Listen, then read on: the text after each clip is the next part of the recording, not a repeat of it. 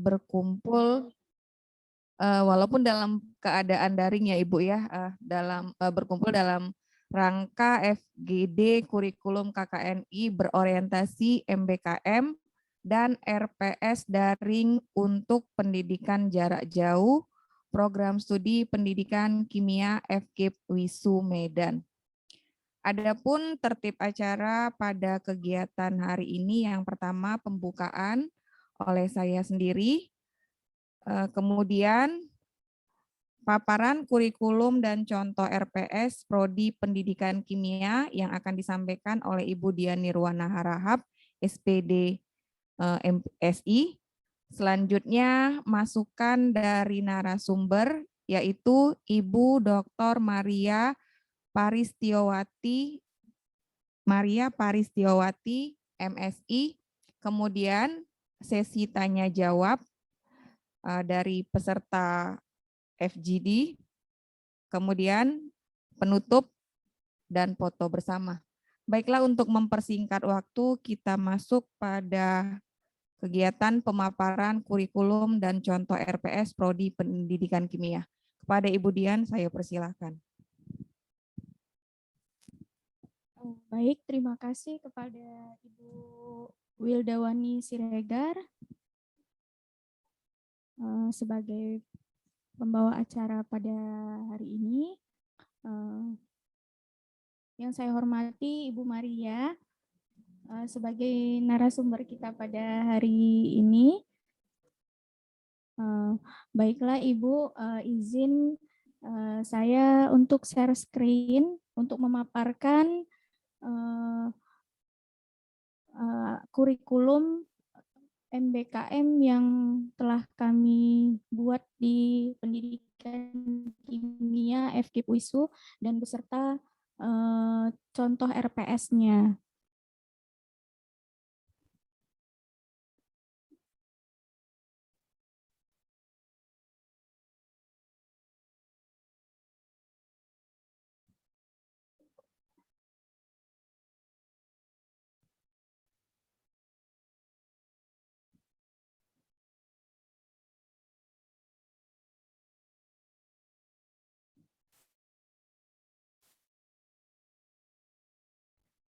Baik, pada kesempatan hari ini saya akan memaparkan tentang kurikulum KKNI berorientasi MBKM dan RPS daring mata kuliah pendidikan jarak jauh program studi pendidikan kimia FKIP WISU yang telah disusun oleh tim kurikulum dari program studi pendidikan kimia FKIP WISU, di mana tim penyusun diketuai oleh saya sendiri, kemudian ada beberapa anggota yaitu Ibu Dr. Julia Maulina MSI, Ibu Lisa Arianti Pohan, Ibu Wildawani Siregar, Ibu Adila Wirdani Lubis, dan Ibu Uswatun Hasanah.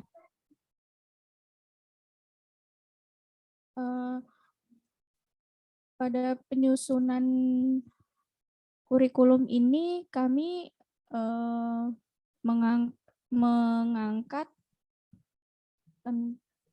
atau pembahasannya pada bab pendahuluan adalah evaluasi kurikulum dan tracer study, di mana evaluasi kurikulum di program studi pendidikan kimia dilakukan melalui survei terhadap pengguna lulusan atau stakeholder. Nah, berdasarkan hasil survei dari 10 orang responden pengguna lulusan memberikan beberapa masukan sebagai berikut, yaitu yang pertama, mata kuliah di program studi pendidikan kimia FKIP WISU sebaiknya lebih mengutamakan praktikum untuk SMA sehingga dapat langsung diaplikasikan atau dipraktekkan di SMA. Kemudian yang kedua, mata kuliah praktikum sebaiknya disisipkan pada bahan kajian analisis kelapa sawit sebagai kearifan lokal Sumatera Utara. Kemudian yang ketiga, mata kuliah pembelajaran kimia diarahkan penguasaan strategi dan metode pembelajaran daring. Kemudian Yang keempat itu mata kuliah di program studi pendidikan kimia sebaiknya dibekali IT sehingga lebih mengikuti perkembangan zaman dan mampu bersaing di dunia kerja. Yang kelima, menggunakan bahasa asing perlu ditingkatkan untuk lulusan program studi pendidikan kimia. Yang keenam, lulusan terus menjadi teladan bagi peserta didik dan di kehidupan sehari-hari. Kemudian yang ketujuh, perlu peningkatan mutu lulusan seiring dengan kemajuan teknologi terkini sehingga mampu bersaing di dunia luar. Kemudian dasar-dasar perubahan yaitu Permenristek Dikti nomor 49 tahun 2014 yang dirubah menjadi Permenristek Dikti nomor 44 tahun 2015 dan terakhir diubah menjadi Permendikbud nomor 3 tahun 2020. Kemudian buku panduan penyusunan KPT di era industri 4.0 untuk mendukung Merdeka Belajar Kampus Merdeka di Jen Belmawa Dikti Kemendikbud 2020. Kemudian peraturan pembina Yayasan Universitas Islam Sumatera Utara nomor 02 tahun 2016 tentang Statuta Universitas Islam Sumatera Utara. Kemudian juga Standar Nasional Pendidikan Tinggi Universitas Islam Sumatera Utara tahun 2017. Kemudian SK Rektor Universitas Islam Sumatera Utara nomor 299 tahun 2020 tentang panduan implementasi Merdeka Belajar Kampus Merdeka. Kemudian Surat Keputusan Rektor Universitas Islam Sumatera Utara nomor 105 tahun 2021 tentang buku panduan penyusunan kurikulum Merdeka Belajar Kampus Merdeka. Rumusan perubahan yaitu berubah dari kurikulum KKNI Pendidikan Kimia FKIP UISU itu menjadi kurikulum KKNI Pendidikan Kimia FKIP UISU berorientasi MBKM. Kemudian landasan perancangan dan pengembangan kurikulum yaitu landasan filosofis, landasan sosiologis, psikologis, dan hukum. Kemudian di bab 2 di dalamnya kami membahas visi misi tujuan strategi university value dan masuk kepada capaian pembelajaran lulusan atau CPL yaitu sikap. Di sini ada 12 poin di mana ada tambahan dari yang semulanya 10 menjadi 12. Kemudian keterampilan umum ada 10 poin. Kemudian di sini ada profil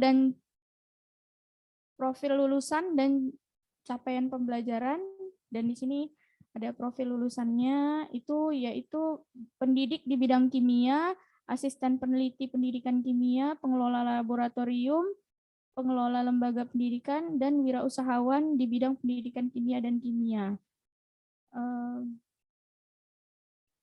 Ada juga deskripsi profil. Di sini pendidikan di bidang kimia itu pendidik kimia pada jenjang sekolah menengah pertama dan sekolah menengah atas sederajat yang unggul dalam SCL dengan model PILCAM, memiliki kemampuan penggunaan IT sesuai dengan perkembangan ilmu sains kimia yang beriman bertakwa terhadap Allah Subhanahu wa taala. Kemudian asisten peneliti juga ada deskripsinya, peneliti dan penulis pemula pada bidang kajian pendidikan kimia yang berstandar nasional. Kemudian ada profil tambahan yaitu pengelola laboratorium. Itu di sini kami mendeskripsikan bahwa pengelola laboratorium sekolah menengah pertama, sekolah menengah atas atau SMA sederajat, dan laboratorium kimia. Kemudian ada pengelola lembaga pendidikan, yaitu pengelola lembaga pendidikan yang berbasis digital. Kemudian wirausahawan di bidang pendidikan kimia dan kimia. Deskripsi yang kami deskripsikan di sini adalah wirausahawan yang Islami dan amanah baik di bidang pendidikan kimia maupun kimia. Adapun CPL, adapun keterampilan khusus dan pengetahuan ini sedikit kurang lebihnya kami adopsi dari saat sosialisasi bersama HKI yang mana pada saat pada saat itu yang sedikitnya banyaknya Ibu sampaikan pada sosialisasi di Himpunan Kimia Indonesia, Ibu. Ini ada asisten peneliti di bidang kimia, pendidikan kimia, kemudian ini keterampilan khusus, dan ini adalah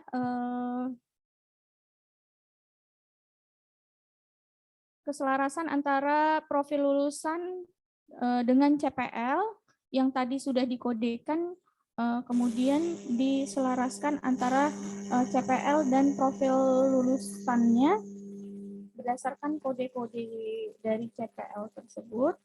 Kemudian ini ada bahan kajian mulai dari bahan kajian keislaman sampai itu ada bahan kajian BK15, kajian umum dan kewirausahaan. Di dalamnya sudah ada bahan kajian keilmuan kimia dan kependidikan. Kemudian ini ada bab 4, itu dibahas tentang matriks dan peta kurikulum. Masing-masing juga dijabarkan berdasarkan mata kuliah dan capaian pembelajaran lulusannya. Kemudian ada struktur kurikulum.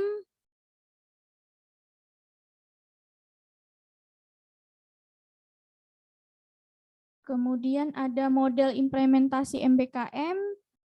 Di sini semester 1, semester 2, semester 3, semester 4 itu wajib di dalam program studi. Semester 5, 6, 7, 8 itu bisa diambil di luar prodi atau di luar universitas dari semester 5. Kemudian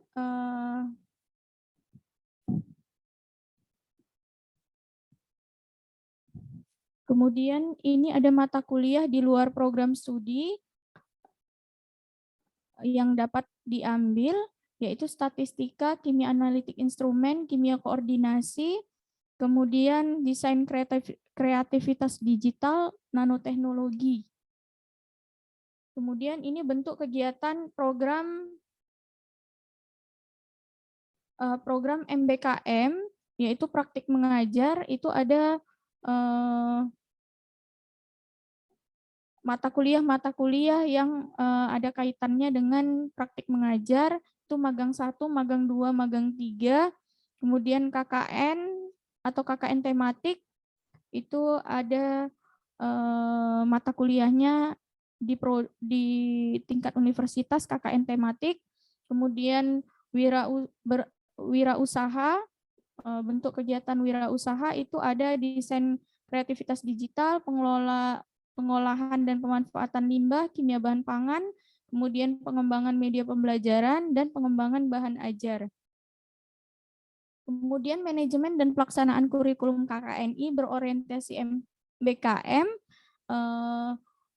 itu disusun mulai dari perencanaan, pelaksanaan, kemudian dilakukan evaluasi.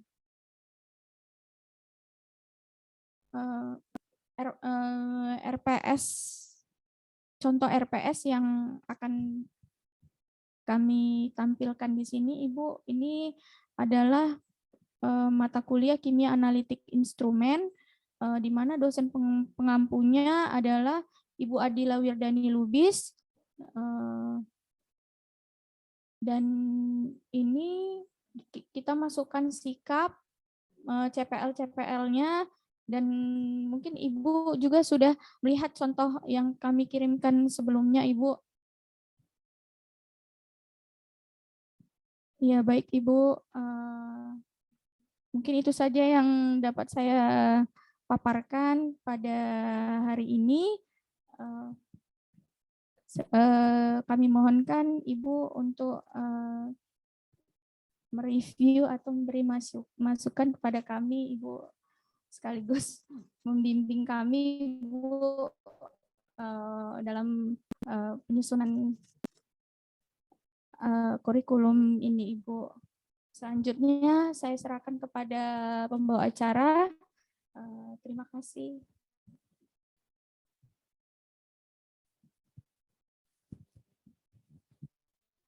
Terima kasih saya ucapkan kepada Ibu Dian yang telah memaparkan kurikulum dan contoh RPS Prodi Pendidikan Kimia.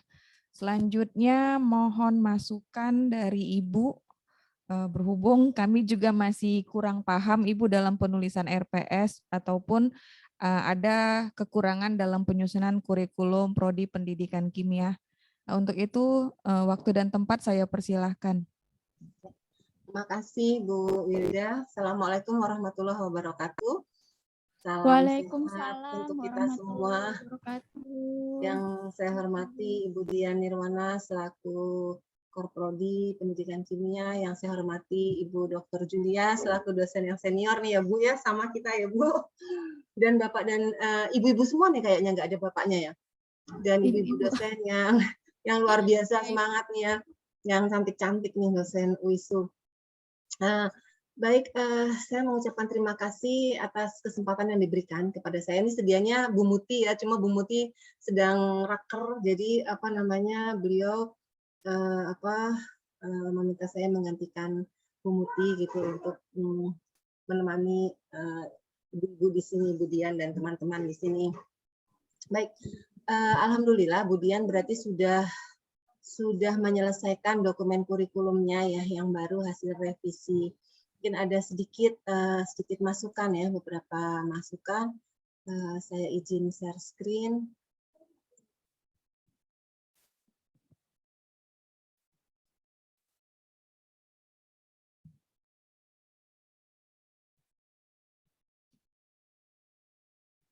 Masih review, ini salah nih, bukan review ya, harusnya FGD kurikulum ya di Prodi Pendidikan Kimia UISU.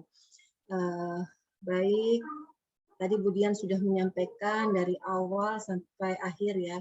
Penting sekali memang dalam kita merevisi kurikulum juga untuk yang berorientasi pada kegiatan MBKM itu kita harus sudah mempunyai, universitas harus mempunyai peraturan atau SK rektornya gitu. Nah, saya lihat di WISU sudah ada ya, ada panduan implementasi yang di-SK-kan oleh dari rektor gitu ya, dari level universitas, dan sudah ada buku panduannya gitu, baik panduan penyusunan atau revisi maupun panduan implementasinya. Nah, itu menjadi dasar kita sebetulnya, karena kalau kita menggunakan dasar yang Permen nomor 3 tahun 2020, Permendikbud nomor 3 itu kan di atas sekali ya, bagaimana kita melaksanakannya di kampus atau di prodi itu tentunya bergantung lagi pada kebijakan universitas masing-masing atau perguruan tinggi masing-masing. Jadi kalau kita sudah punya di level universitas, ya itu alhamdulillah kita bisa mengacu ke sana. Nah, memang dokumen kebijakan kurikulum kalau kita lihat sekilas saja. Sisdiknas, Undang-Undang nomor 20 tahun 2003, Pendidikan Tinggi nomor 12 tahun 2012, KKNI, Perpres nomor 8 tahun 2012, ini semuanya ya kurikulum program studi dengan kegiatan MBKM atau program MBKM itu berlandaskan ini SNDikti dan SNDikti ini yang terbarunya. Nah, kemudian di institusi tadi dikatakan bahwa memang kita harus punya ini, harus ada visi misi institusi, perguruan tinggi ya, peraturan rektornya itu harus turun, panduan akademiknya, panduan implementasinya, dan POB-nya untuk bentuk kegiatan pembelajaran MBKM. Nah, kemudian Merdeka Belajar Kampus Merdeka itu apa sih yang filosofinya atau yang diamanahkan kepada kurikulum kita, yaitu tentunya kita harus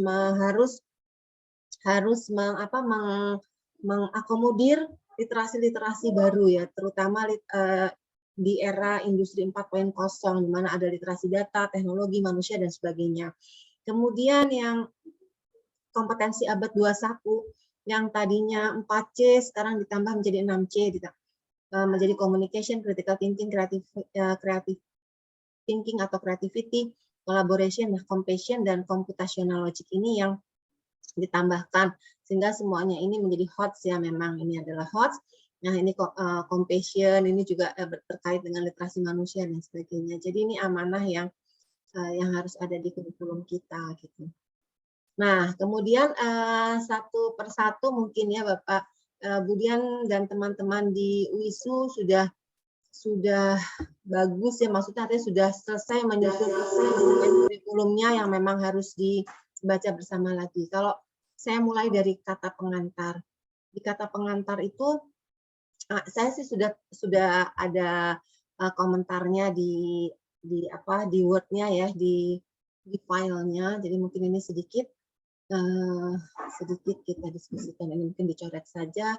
Mungkin penggunaan e-text kita bisa jadi karena terjadinya perkembangan e-text yang luar biasa gitu ya. Nah, ini kata merevitalisasi KKNI, jadi yang direvitalisasi bukan KKNI tapi kurikulumnya. Karena KKNI kan kerangka kualifikasi, kerangka KKNI adalah acuan atau landasan. Jadi bukan merevitalisasi KKNI, tapi merevitalisasi kurikulum sebetulnya. Jadi kalau KKNI itu sebagai acuan. Dalam kita membuat kurikulum kan acuan kita KKNI dan SNPT Dikti yang terbaru ya. Nah, jadi kalau kita bilang kurikulum KKNI, tidak kurikulum KKNI, tapi kurikulum yang mengacu atau berlandaskan pada KKNI. Gitu. Jadi bukan kurikulum KKNI. Jadi kalau sebutannya kalau kurikulum KKNI itu seolah-olah ini adalah KKNI itu adalah jenis kurikulum gitu. Demikian juga dengan MBKM ya, MBKM itu adalah sebetulnya kegiatan yang ada di dalam kurikulum gitu. Jadi ya tadi berorientasi bolehlah pada kegiatan Merdeka Belajar Kampus Merdeka. Nah, ini mungkin sedikit revisi. Nah, kemudian visi. Nah, Budian dan teman-teman, visi program studi itu kan di sini tertulis menjadi program studi pendidikan kimia unggul dalam bidang keilmuan kimia dan terapannya di tingkat nasional tahun 2003 yang islami dan diridhoi Allah Subhanahu wa taala. Nah, visi kalau program studi itu visinya adalah visi keilmuan. Jadi bukan lembaga. Kalau ini kan seolah-olah lembaga ya, program studinya gitu. Padahal tidak, keilmuannya, keilmuan pendidikan kimia dari UISU itu apa sih keunggulannya gitu sih? Apa sih yang ingin dicapai? Nah, bukan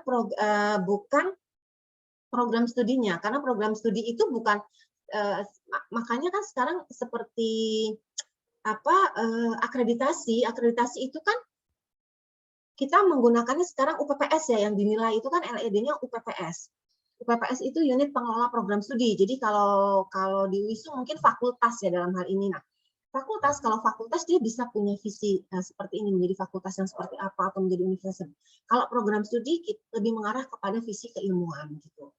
Nah, kemudian, nah ini mungkin contoh saja, ini juga mungkin belum tentu benar ya, tapi ini sebagai inspirasi saja. Kalau di program studi pendidikan kimia UNJ, visinya menjadi sebagai pusat inovasi pembelajaran dan penelitian dalam pendidikan kimia berbasis teknologi informasi. Jadi apa yang ingin ditonjolkan?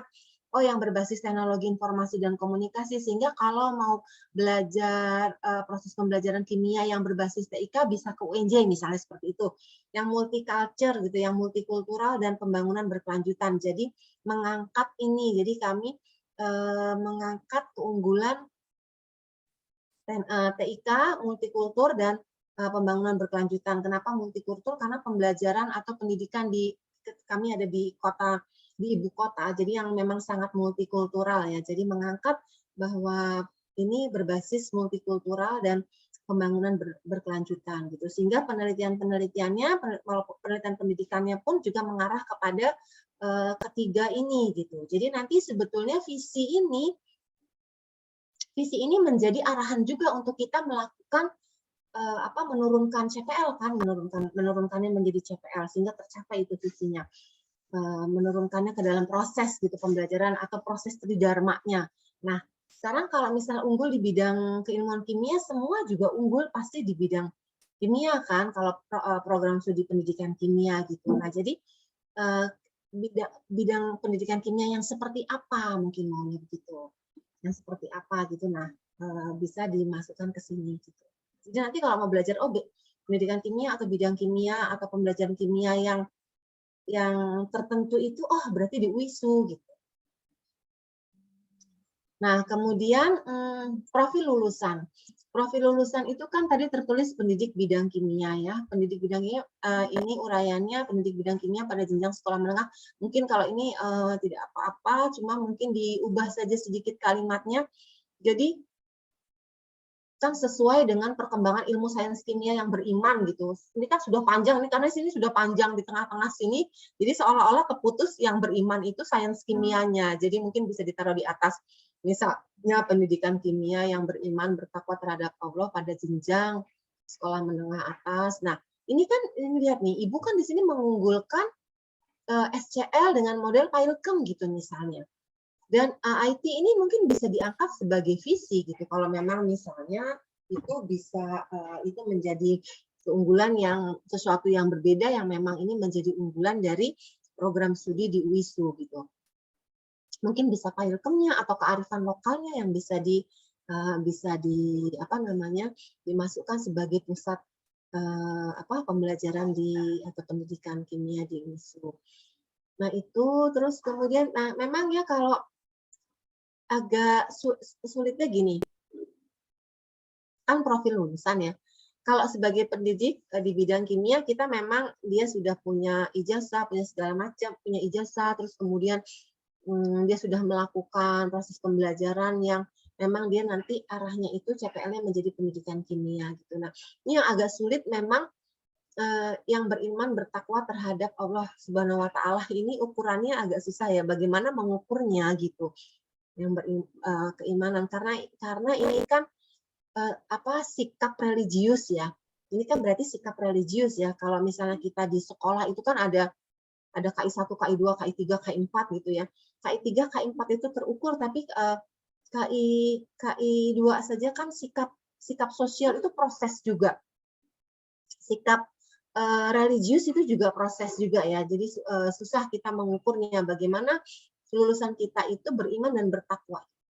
Bukan belajar, ada kurikulumnya. Maksud di kurikulum itu ada belajar tadi kan ada ilmu-ilmu keagamaan belajar, tapi kan itu tidak menjamin keimanan dan ketakwaan gitu. Nah, ini memang agak susah ukurannya. Jadi mungkin bisa juga tidak tidak dituliskan spesifik seperti ini tidak apa-apa gitu. Jadi kan orang harus menjamin, nah berarti lulusannya harus ini harus yang beriman dan bertakwa gitu. Nah, ini mengukurnya agak susah. Kemudian asisten peneliti pendidikan kimia. Jadi ditulis peneliti dan penulis pemula. Peneliti dan penulis itu adalah dua hal yang berbeda. Maksudnya dua profesi yang berbeda. Jadi peneliti itu belum tentu penulis ya. Penulis itu juga belum tentu peneliti. Misalnya penulis buku gitu ya, penulis belum tentu menjadi peneliti kan. Nah, kalau dia di sini asisten peneliti ya mungkin di sini peneliti pemula ya, tidak penulis gitu.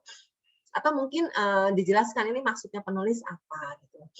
Pada bidang kajian pendidikan kimia. Oke. Nah, ini yang berstandar nasional ini maksudnya seperti apa gitu. Standar nasional itu seperti apa? Apakah ada peneliti pemula yang berstandar nasional? Apakah ada misalnya kalau mau jadi penulis pemula yang berstandar nasional? Nah, ini mungkin kata-kata berstandar nasional ini bisa dipertimbangkan kembali. Nah, kemudian pengelola laboratorium. Pengelola laboratorium sekolah menengah pertama, sekolah menengah atas dan sederajat, dan laboratorium kimia. Ini maksudnya apa nih? Apakah ini tidak di sini pengelola laboratorium kimia pada sekolah menengah pertama dan atas atau yang sederajat gitu? Atau ini dan laboratorium, karena kata ada dan ini berarti kan ada 3 ya, 1, 2, 3 gitu. Laboratorium kimia ini apakah laboratorium kimia di luar sekolah atau seperti apa gitu. Ini agak menimbulkan pertanyaan gini nih, maksudnya laboratorium kimia di mana? Kalau yang dimaksud adalah laboratorium kimia di sekolah berarti langsung saja pengelola laboratorium apa? Oh, laboratorium kimia gitu. Kan ada laboratorium biologi soalnya ya. Ada laboratorium biologi, ada laboratorium fisika dan sebagainya, komputer dan sebagainya, sehingga pengelola laboratorium kimia di SMP atau SMA dan yang sederajat.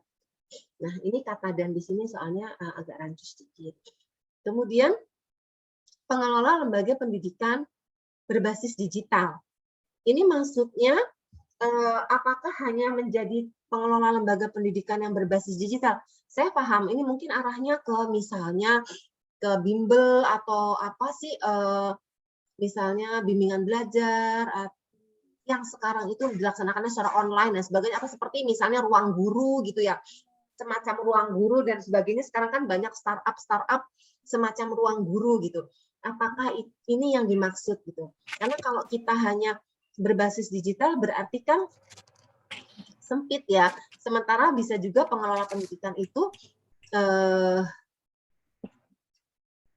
tidak berbasis digital gitu. Artinya tidak semuanya seperti, kalau memang seperti ruang guru berarti ini kan hanya arahnya ke sana gitu. Nah, kalau arahnya ke sana, apakah ininya sudah cukup gitu? Apa proses pembelajarannya sudah mengarah ke sana, membekali, artinya CPL-nya itu sudah membekali untuk ke sini. Jadi ini apa namanya, mungkin bisa jadi bahan diskusi yang dimaksud berbasis digital seperti apa. Nah, kemudian wirausahawan di bidang pendidikan kimia dan kimia. Nah, ini wirausahawan yang islami dan amanah, kan kita susah ya kalau misalnya profil, oh ya, jadi kalau dia jadi wirausahawan harus ada standar nih, oh kalau dia nggak islami dan amanah berarti bukan profilnya, bukan profil lulusan pendidikan kimia gitu. Jadi mungkin ini amanah gitu, amanah itu kan macam-macam ya. Jadi kalau ada misalnya ada seorang lulusan yang menjadi wirausahawan, lalu kita bisa klaim bahwa oh dia tuh ini profil lulusan kita loh, tapi kita harus cek dulu kan dia apakah dia amanah, dia islami, jadi harus ada ukurannya gitu ya. Nah, mungkin seperti itu. Nah, kemudian profil profil lulusan itu jadi masukannya sebaiknya bisa terukur dan dapat dicapai melalui CPL yang ditetapkan. Kan kita untuk mencapai profil lulusan itu tentunya dari CPL yang ditetapkan. Oh, dengan CPL yang ditetapkan itulah yang membentuk profil lulusan kita gitu. Nah, kok tadi ini kami baru sedikit. Ini contoh kalau ini contoh saja, ini bukan mau membandingkan karena saya punyanya hanya yang program studi pendidikan kimia. Ada sih contoh dari UNY dan sebagainya. Dari beberapa ya, karena saya beberapa kali juga mereview kurikulum di UNY, saya mereview di Bengkulu dan sebagainya ya. Cuman ini saya ambil yang punya saya saja, belum tentu benar juga, tetapi apa namanya bisa menjadi inspirasi.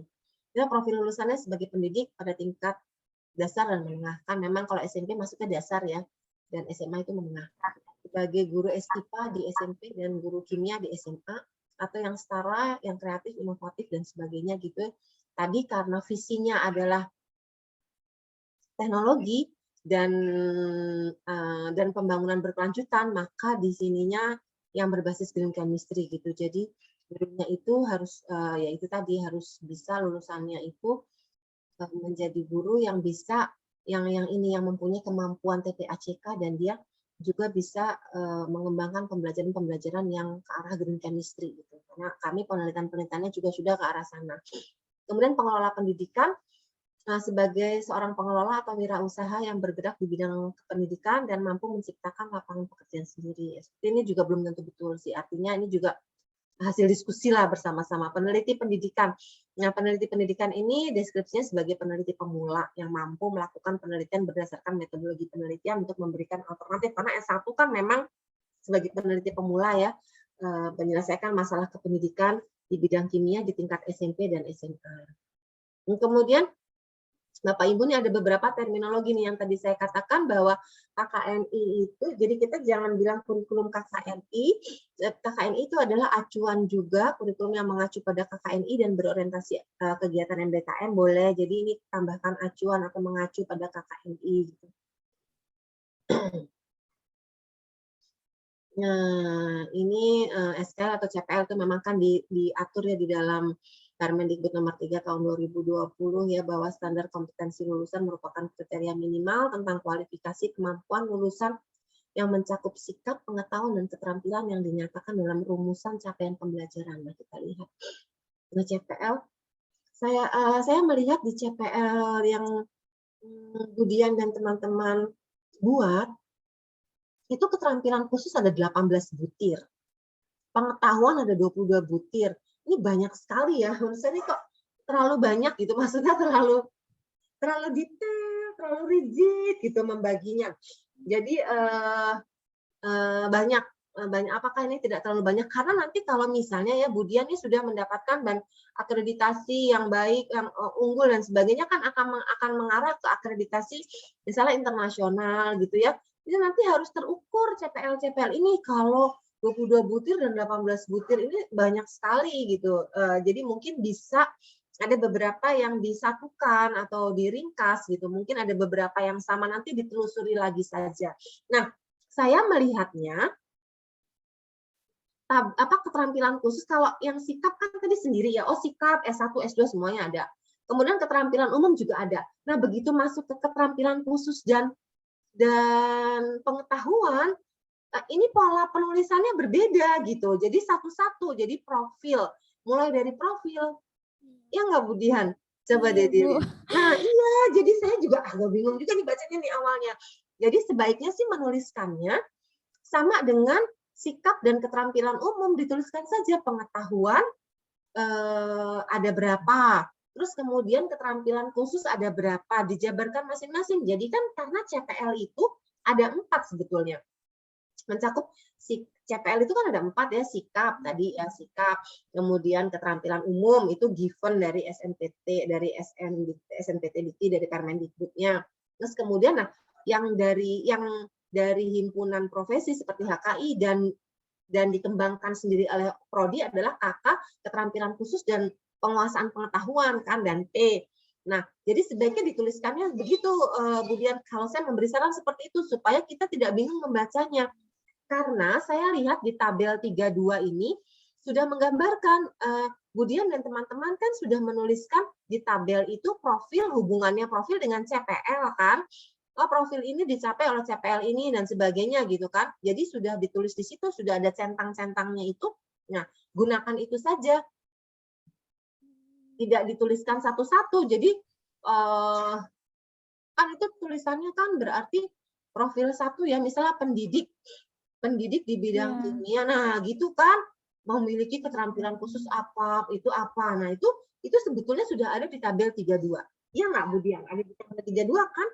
Ada Iya benar Bu. Nah, itu. Jadi nanti diganti aja, diubah saja. Kalau ini memang krusial sekali, maksudnya ini membuat bingung. Jadi ditulis saja sama persis seperti sikap dan keterampilan umum. Jadi di bawahnya pengetahuan dan keterampilan khusus gitu. Jadi itu sudah menggambarkan. Nah, kemudian kode CPL, nah itu saya kode CPL-nya kok bisa jadi di profil yang berbeda. Mengapa berbeda? Misalnya gini ya. Di profil pendidik kimia kan ada kakak atau ada pengetahuan, di profil peneliti juga ada yang sama gitu, tapi kodenya beda. Benar nggak Bu Adila? Benar. Kan? Jadi ada, saya sih sebenarnya saya tadi cuma tandain, mungkin kok ini sama ya, saya pikir aja yang sama. Ternyata saya telusuri lagi, loh ternyata sama semua gitu. Sama tapi dituliskannya berbeda. Jadi misalnya ada yang KK 12 untuk pendidikan, tapi untuk peneliti menjadi KK 16 misalnya, tapi dia sebetulnya sama.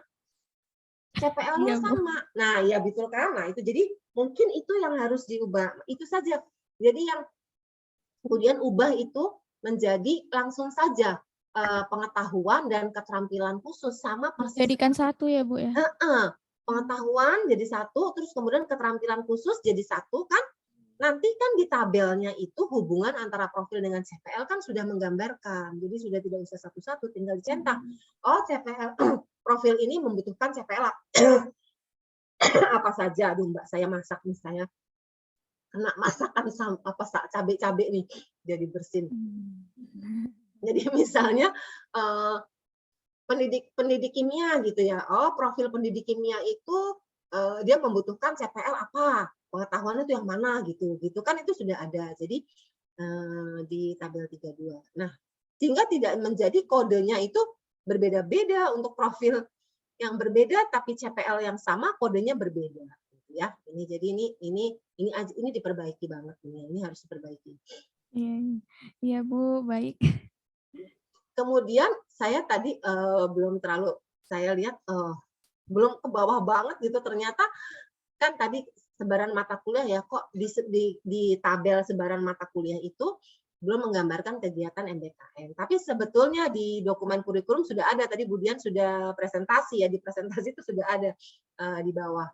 Nah, hanya mungkin masukannya untuk mata kuliah pilihan itu dituliskan juga di tabel terpisah. Kan ini tidak ya, hanya diberi tanda bintang ya, mata kuliah pilihan. Iya, iya Nah, benar, Bu. itu dipisah, maksudnya di tabel terpisah juga. Jadi misalnya nih mata kuliah wajib sekian, nanti mata kuliah pilihan sekian gitu. Nah, boleh dipisah di dalam tabel terpisah. Jadi kita bisa melihat nanti juga kalau di akreditasi gitu, barangkali kita bisa melihat, oh ini mata kuliah pilihannya sudah jelas terlihat ada berapa mata kuliah, ada berapa SKS gitu. Jadi nanti untuk menghitung proporsinya dengan mata kuliah wajib itu bisa terlihat. Jadi dibuat tabel terpisah mata kuliah pilihan ya, Budian. Iya, Bu. Nah, Baik. kemudian SKS maksimal yang bisa diambil, ini saya bertanya aja, SKS maksimal yang bisa diambil di dalam setiap semester itu berapa? Karena di situ kan tertulis 20 dan 19 ya. 20, Iya. 20, 19, 20. Nah, terakhir yang 11 ya, yang semester 8 11 kalau nggak salah ya. Iya, Bu. Nah, itu maksimalnya berapa? Apakah memang 20 SKS saja atau bagaimana? Ya, maksimal 20 SKS, Ibu. Oh, maksimal memang 20 SKS ya? Bu, ketentuannya boleh atau tidak ya, Bu? Lebih dari 20 SKS. Boleh. Hmm. Kalau di tempat kami boleh. Jadi yang IP-nya di atas 3,5 boleh sampai 24. Nah, disitulah masuk mata kuliah Tidak ada hubungannya dengan KKNI, Bu. Tidak ada ada hubungannya. Nggak apa-apa, boleh.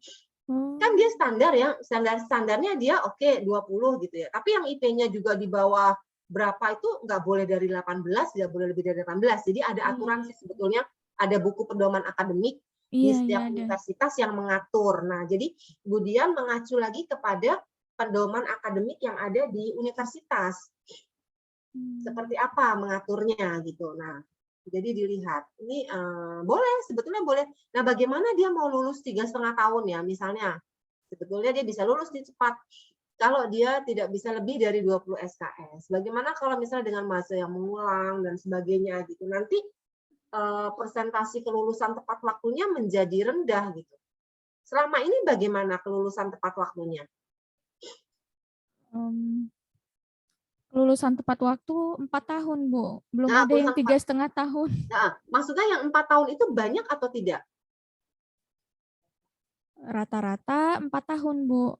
Oh, rata-rata 4 tahun ya? Iya, rata-rata 4 tahun. Berarti semuanya lulus ini kan memang kalau dihitung 20, 20, 20 gitu memang sudah sampai ya, tapi iya, Bu. tadi. Nah, kan biasanya kan kalau ada anak yang mengulang dan sebagainya gitu ya, jadi bisa sih Budian ini bisa dicek lagi di buku panduan akademiknya UISU gitu. Ini bisa 24 SKS. Kalau di UNJ diatur di buku pedoman akademik yang lebih dari sekian SKEL, lebih sekian IP-nya lebih dari 3,5 dia bisa mengambil sampai 24 SKS. Dia mau ngambil atau tidak terserah, boleh. Tapi tidak mengambil juga boleh gitu. Tapi dia difasilitasi gitu. Kemudian skripsi ini saya lihat 6 SKS hanya di semester 8 di sebaran mata kuliah ya. Saya tidak tahu apakah ini berbeda dengan yang di dokumen, saya nggak ngecek lagi, saya lihat yang di sebaran mata kuliah. Benar ya? Iya, di semester 8. Iya, Ibu. Nah, skripsi di semester 8 6 SKS. Lalu pertanyaannya kapan dia seminar proposalnya, menyusun proposalnya? Di 6 bulan itu, Bu. Oh, di 6 bulan semester 8 itu. Semester 8 berarti termasuk proposal, termasuk penelitian, termasuk sidang gitu ya? Iya, Ibu. Nah, ini coba dilihat lagi gitu. Maksud saya apakah ini mungkin gitu, karena menyusun proposal kan lama ya mekanismenya itu. Kalau kami di semester 7 itu seminar proposal, jadi SPS, seminar persiapan skripsi ya, seminar proposal skripsi. Jadi menyusun skripsi di semester 7, kemudian semester 8 penelitian sekaligus sidang gitu. Jadi tidak bisa proposal dengan penelitian dijadikan satu, karena terbayang ya kapan dia menyusun proposalnya. Kan menyusun proposal itu kadang kita harus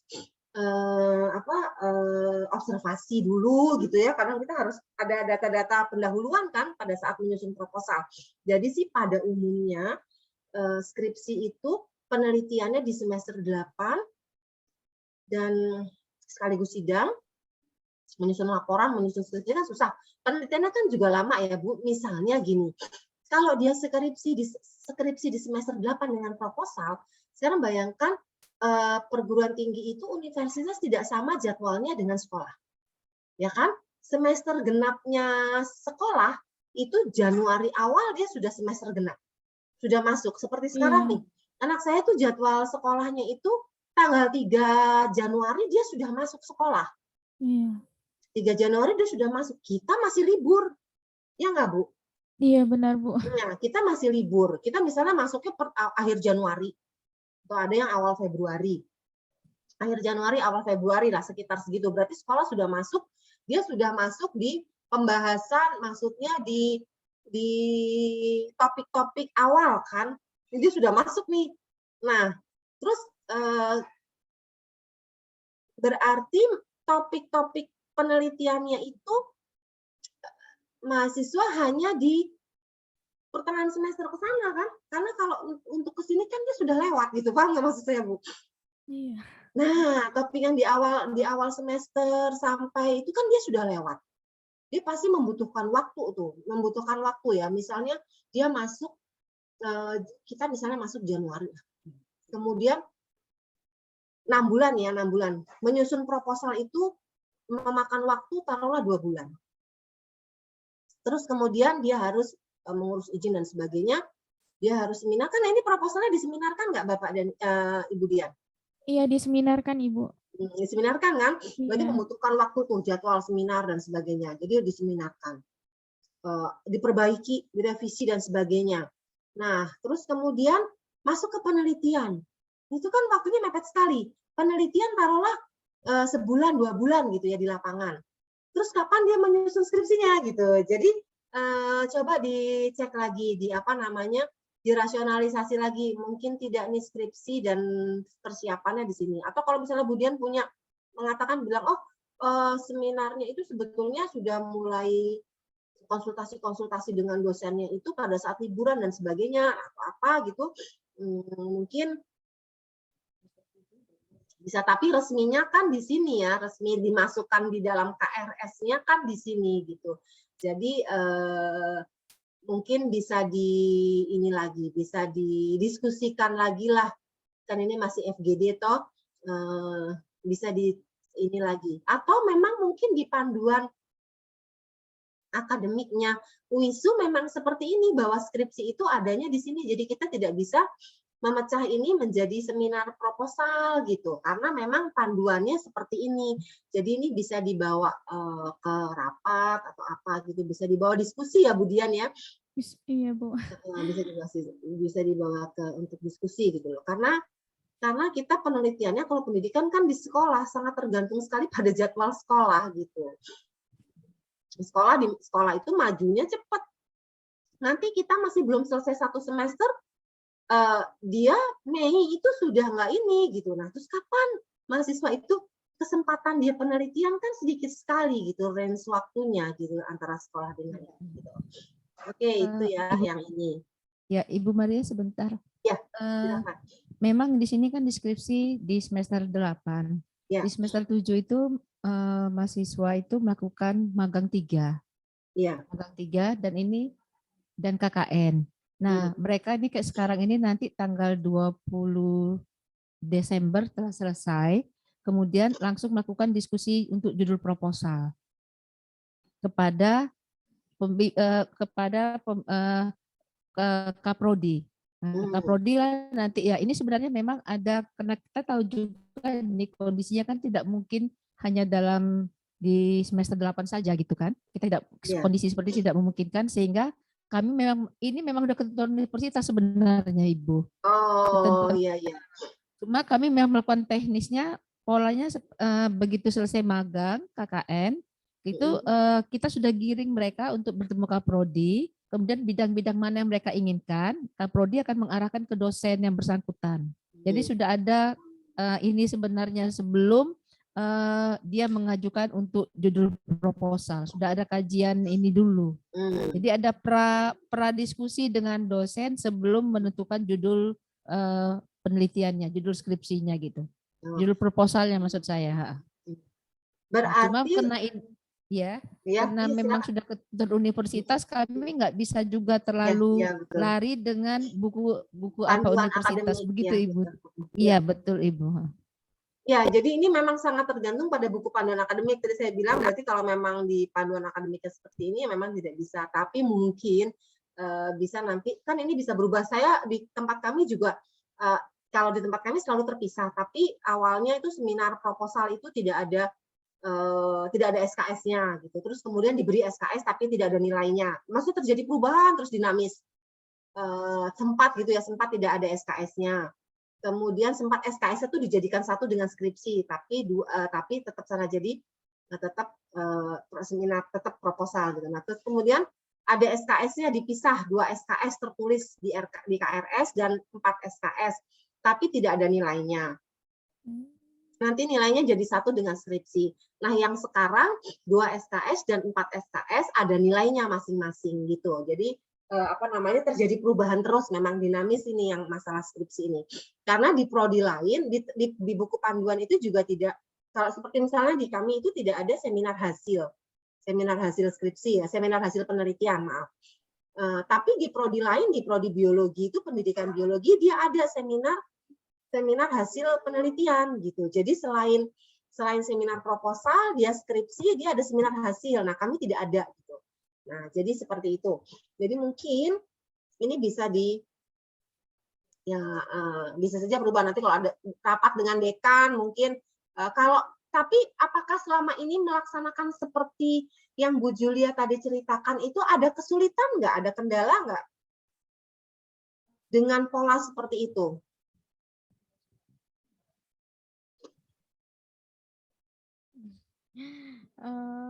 Kalau diskusi bersama dengan dosen di awal itu sangat membantu Ibu, sangat-sangat membantu. Iya, tapi yang mungkin yang harus kita pikirkan kembali itu tentang surat menyurat juga Ibu. Nah, iya, durasi ke sekolah, waktunya segala itu. macam. Iya, betul. Jadi nggak apa-apa sebetulnya nanti kalau rapat kan Budian nanti rapat dengan dekanat, nanti bisa disampaikan gitu ya, hasil diskusi gitu, maksudnya ada masukan seperti ini, nggak apa-apa Budian bisa sampaikan. Karena Iya, Bu. kalau mahasiswanya semakin banyak, nanti misalnya rombelnya banyak nih. Sekarang mungkin 1 rombel. Nah, kalau sudah misalnya 2 rombel saja, sudah banyak mahasiswanya, itu akan susah. Begitu selesai magang kan itu harus intensif, melakukan konsultasi proposal kan harus intensif.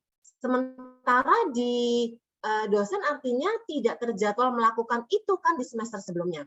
Nanti kalau universitasnya misalnya sudah ada beban kinerjanya kan tidak terhitung juga di dosen. Ini misalnya kantor-kantornya jauhnya ke sana, misalnya ada remu dan sebagainya, tidak masuk beban kerja. Padahal sudah melakukan itu di semester 7 gitu misalnya. Ya, seperti itu.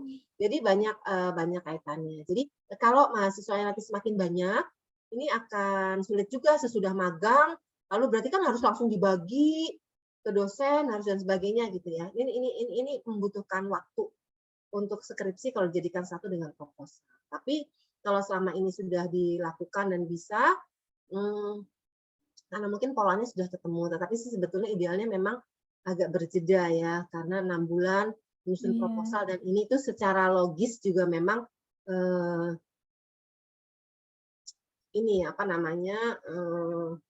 waktunya kurang gitu.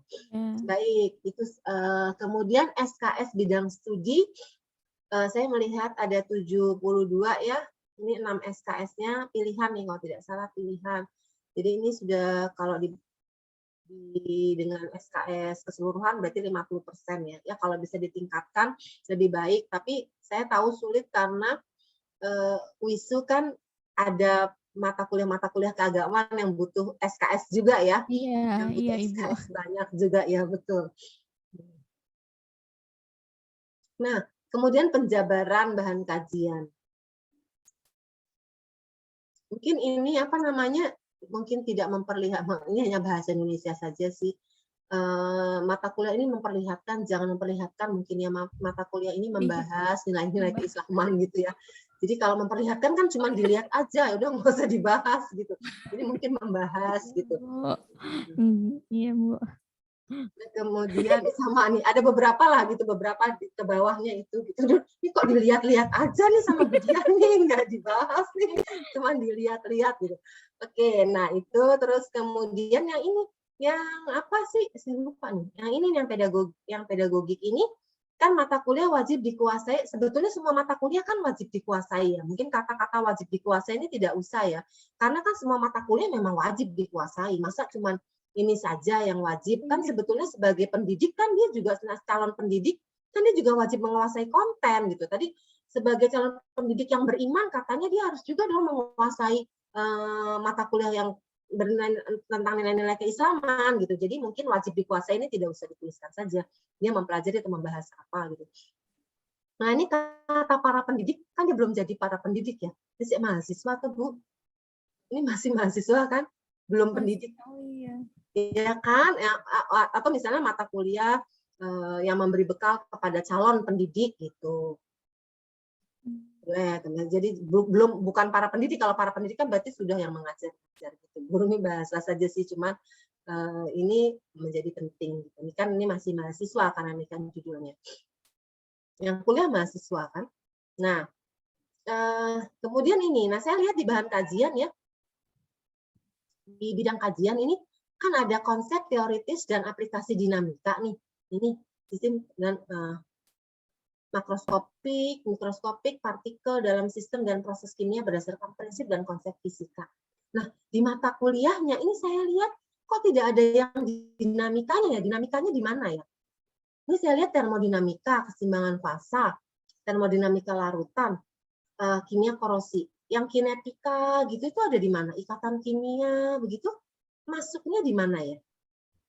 Ini karena ada dinamika ya. Kan sebetulnya struktur energi dan sebetulnya kita belajar tentang struktur energi dan dinamika molekuler. Dinamika ini kan masuk laju reaksi dan sebagainya kan masuk di dinamika. Nah, ini adanya di mana di sini? Iya, mohon izin Ibu sebentar. Ya. Ini kemarin memang agak sedikit terburu-buru nih waktunya ya Bu, waktu menyusun kurikulum yang baru ini karena dadakan semua di sini. Di sini kita menyusun PJJ, di sini kurikulum lagi, ada lagi yang harus dikerjakan. Memang di sini setelah kita membahas termodinamika harusnya ini masuk pada kinetika kimia Bu. Ada kinetika mata kuliahnya ada. Oh, atau mungkin itu materinya Bu, materinya termodinamika kimia, praktik mata kuliahnya Bu. Mata kuliahnya termodinamika kimia, tetapi di dalamnya ada kinetika gitu ya? Ya. Termodinamika kimia itu sekarang ganti kimia fisika yang pertama. Kimpis 1 Bu, Kimpis 1. Ya. Oh, jadi sekarang pakai itu lagi. Pakai sebetulnya sih sudah bagus tidak pakai itu ya. Tidak pakai apa? Ya, kesetimbangan fasa itu sebenarnya Bu, saya juga kemarin menyarankan itu di kinetika kimia pada kesetimbangan fasa. Namun kemarin itu ada sedikit pertimbangan yang kita masukkan jadinya kesetimbangan fasa gitu Bu. Ya. Kalau untuk termodinamika larutan Kimpis 3 Bu. Ini isinya apa ya termodinamika larutan?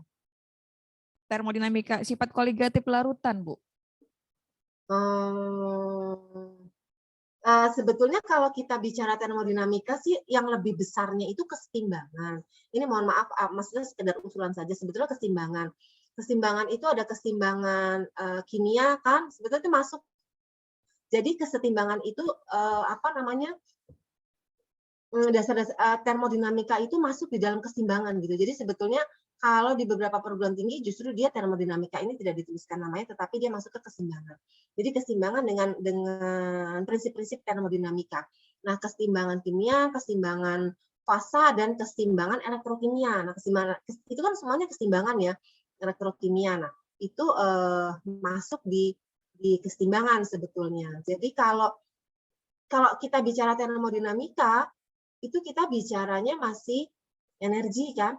Iya, Bu, Nah, iya. kalau kita bicara dinamika, berarti kita sudah bicaranya tentang gerak atau laju. Ya, laju reaksi. Gitu. Jadi dua hal yang berbeda. Maksudnya kalau dicampur ke sini gitu. Nah, mungkin bisa dipertimbangkan lah. Kemudian ini sifat koligatif larutan ya. Sebetulnya koligatif itu bisa masuk juga ke keseimbangan fasa sih ini. Atau termodinamika larutan ya.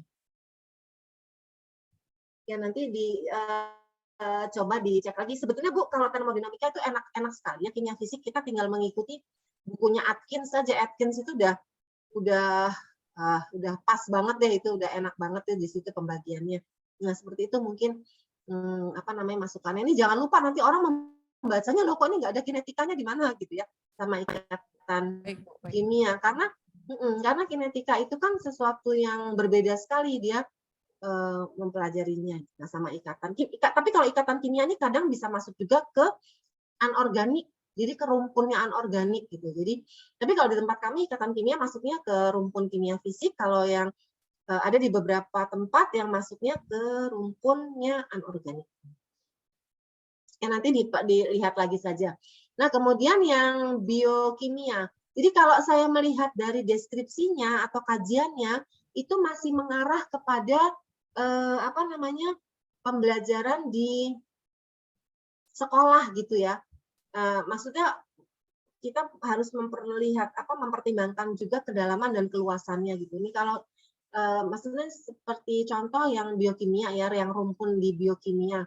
Nah, di biokimia itu kalau di tempat kami membaginya menjadi struktur dan fungsi biomolekul dan metabolisme biomolekul. Jadi kita sudah membicarakan DNA, genetika, elektroforesi dan sebagainya. Nah, bioteknologi masuk sebagai mata kuliah pilihan. Jadi di mata kuliah pilihan yang rumpun biokimia itu, bidang studi biokimia, ada mata kuliah pilihan bioteknologi dan mikrobiologi gitu. Karena kalau kita bicara tentang misalnya enzim dan sebagainya itu dia sudah ada mikrobiologinya gitulah ya. Di dalam situ tuh ada mikrobiologi sehingga dia bisa menjadi mata kuliah pilihan gitu untuk rumpun biokimia.